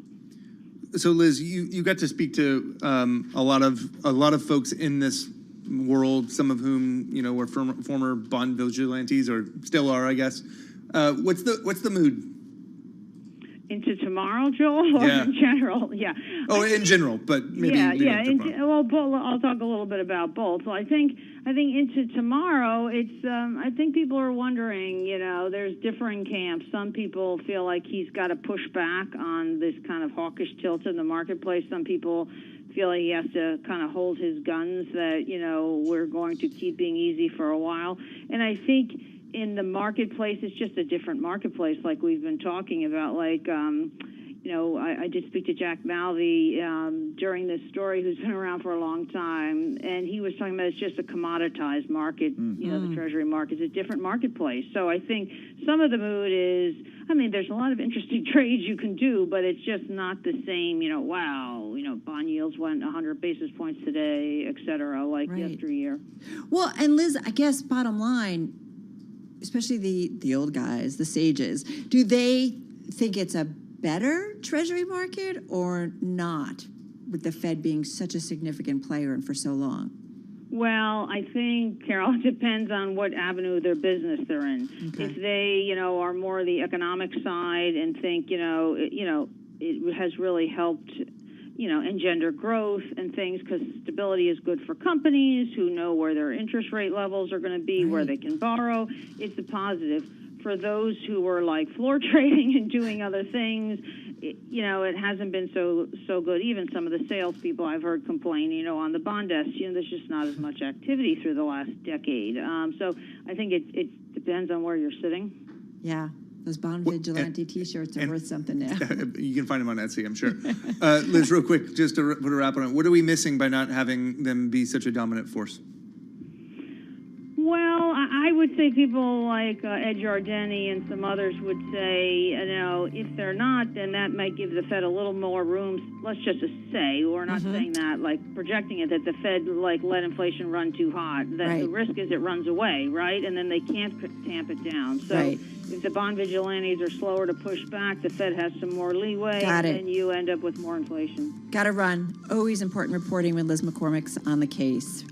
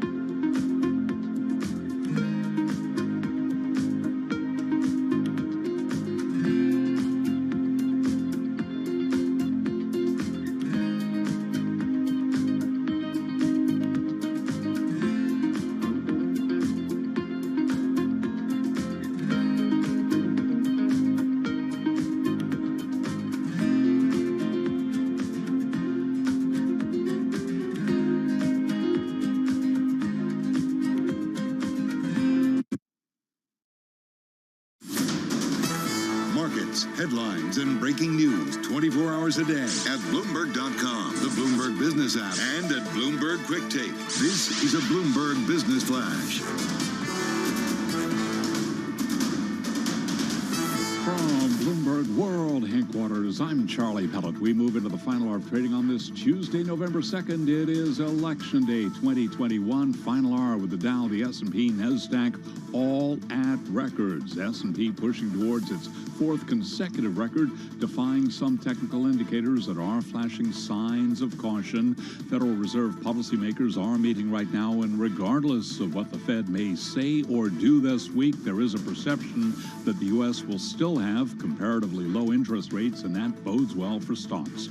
Francis Donald is Global Chief Economist at Manulife Asset Management. I think markets are telling us the right story, which is that right now central banks are too hawkish, but in the long term, there's still a huge amount of liquidity in the system. And if you're looking at 5-year return forecasts, then being in fixed income just doesn't make the same amount of sense as being in equities, particularly broad ones. What we have to pay attention to, though, is what is the next move in the yield curve. And in order to get a re-steepening, we have to see the policy pivot. The policy pivots are impossible for me to forecast. I don't have a model that tells me what's going on in Powell's head. Well, tomorrow we may get some clues. Fed decision 2 p.m., Jay Powell's news conference 2:30 p.m. live here on Bloomberg Radio. After the bell today, we'll be hearing from Zillow. Shares plunging right now. Zillow down 11.8%. Also, Amazon looking to add office space in New Jersey as it expands in New York City. Sources tell Bloomberg the e-commerce giant is close to a deal for roughly 400,000 square feet of space on the Jersey City waterfront. Facebook parent Meta Platforms says it will no longer use facial recognition for photos and videos shared to the company's flagship social network, saying it needs to weigh the benefits against growing concerns about the technology. Facebook shares down now by 1%. Recapping, stocks higher, S&P up 0.4. And that's a Bloomberg Business Flash. All right, Charlie, thank you so much. It is one of the biggest market cap companies out there, some $2.5 trillion in market cap, a share price that's up nearly 50% so far this year. We're talking about Microsoft, which reported earnings last week with its cloud-based software driving robust sales and profit growth. That top analyst estimates, Tim, for an 11th straight quarter. Microsoft CEO Satya Nadella recently spoke exclusively to Bloomberg Technology's Emily Chang about the company's Ignite conference. In this excerpt, Nadella talks about Microsoft stepping into the metaverse. What is Microsoft's unique take on the metaverse, and how will we get there? First of all, it's great to be with you, Emily. Whenever I think about the metaverse, it sort of comes down to really bringing the real world people, places, and things to the digital world. And for us, in fact, and this is, by the way, happening both in the consumer space and in the commercial space. 7 years ago is when we launched HoloLens. We talked about both the gaming applications of it and the enterprise applications of it. And this pandemic, if anything, have made, I would say, the commercial use cases much more mainstream, even though sometimes the consumer stuff feels like science fiction. I was able to go visit, for example, the NHS hospital in the UK and do a virtual visit of the COVID wards. I was able to go to the Toyota manufacturing plant and to a remote site and even the space station. So I think the ability to be able to have the malleability of digital really help bring things together where real world and the digital world merge is what's happening. And in fact, the two announcements we are making at Ignite speak to it, right? We have Dynamics 365 Connected Spaces, which brings basically the metaverse capability to a hospital, to a retail, or a manufacturing line. And then we're bringing mesh meetings to Teams. So these are two great real examples of what one can do in the metaverse today. Has your Satya avatar joined Teams and meetings, and what's that like? Yeah, I mean, so we are going to have the Satya avatars. We've had avatars, by the way, in Xbox. I have a Satya avatar with my game tag in Xbox. And so, in fact, it's going to be the same avatar that I can now use with whether it's with my Microsoft account or Azure Active Directory and join a meeting. And the thing about avatars is, if you think about you have your real presence in video today, You're also going to have your holographic presence, and then the avatars are an intermediary in the middle. And I think there's a place for it. And all these things, it's all about creating more presence, more human connection, giving all the options for people to be able to participate in the communities that they're most interested in. So right now I know you're focused on business use cases, but obviously you have Xbox. Shouldn't we expect to see this expand into Xbox, into gaming, into entertainment, and to consumers more broadly? Yeah, absolutely. I mean, the way we think about it, we're a platform company, as you know, Emily. We always build the core intrinsics first, and then, of course, we build it into our own first-party applications. So you will absolutely can expect us to do things in gaming. You could even think about, if you take Halo as a game, it is a metaverse. Minecraft is a metaverse, and so is Flight Sim. So in some sense, they're 2D today. And the question is, can you now take that to a full 3D world? So we absolutely plan to do so. But more to your point, we're also going to exercise this even in the enterprise space. So whether it's mesh meetings in Teams or it's the dynamics connected spaces. But the thing for me, though, to get right are get all the intrinsics, whether it's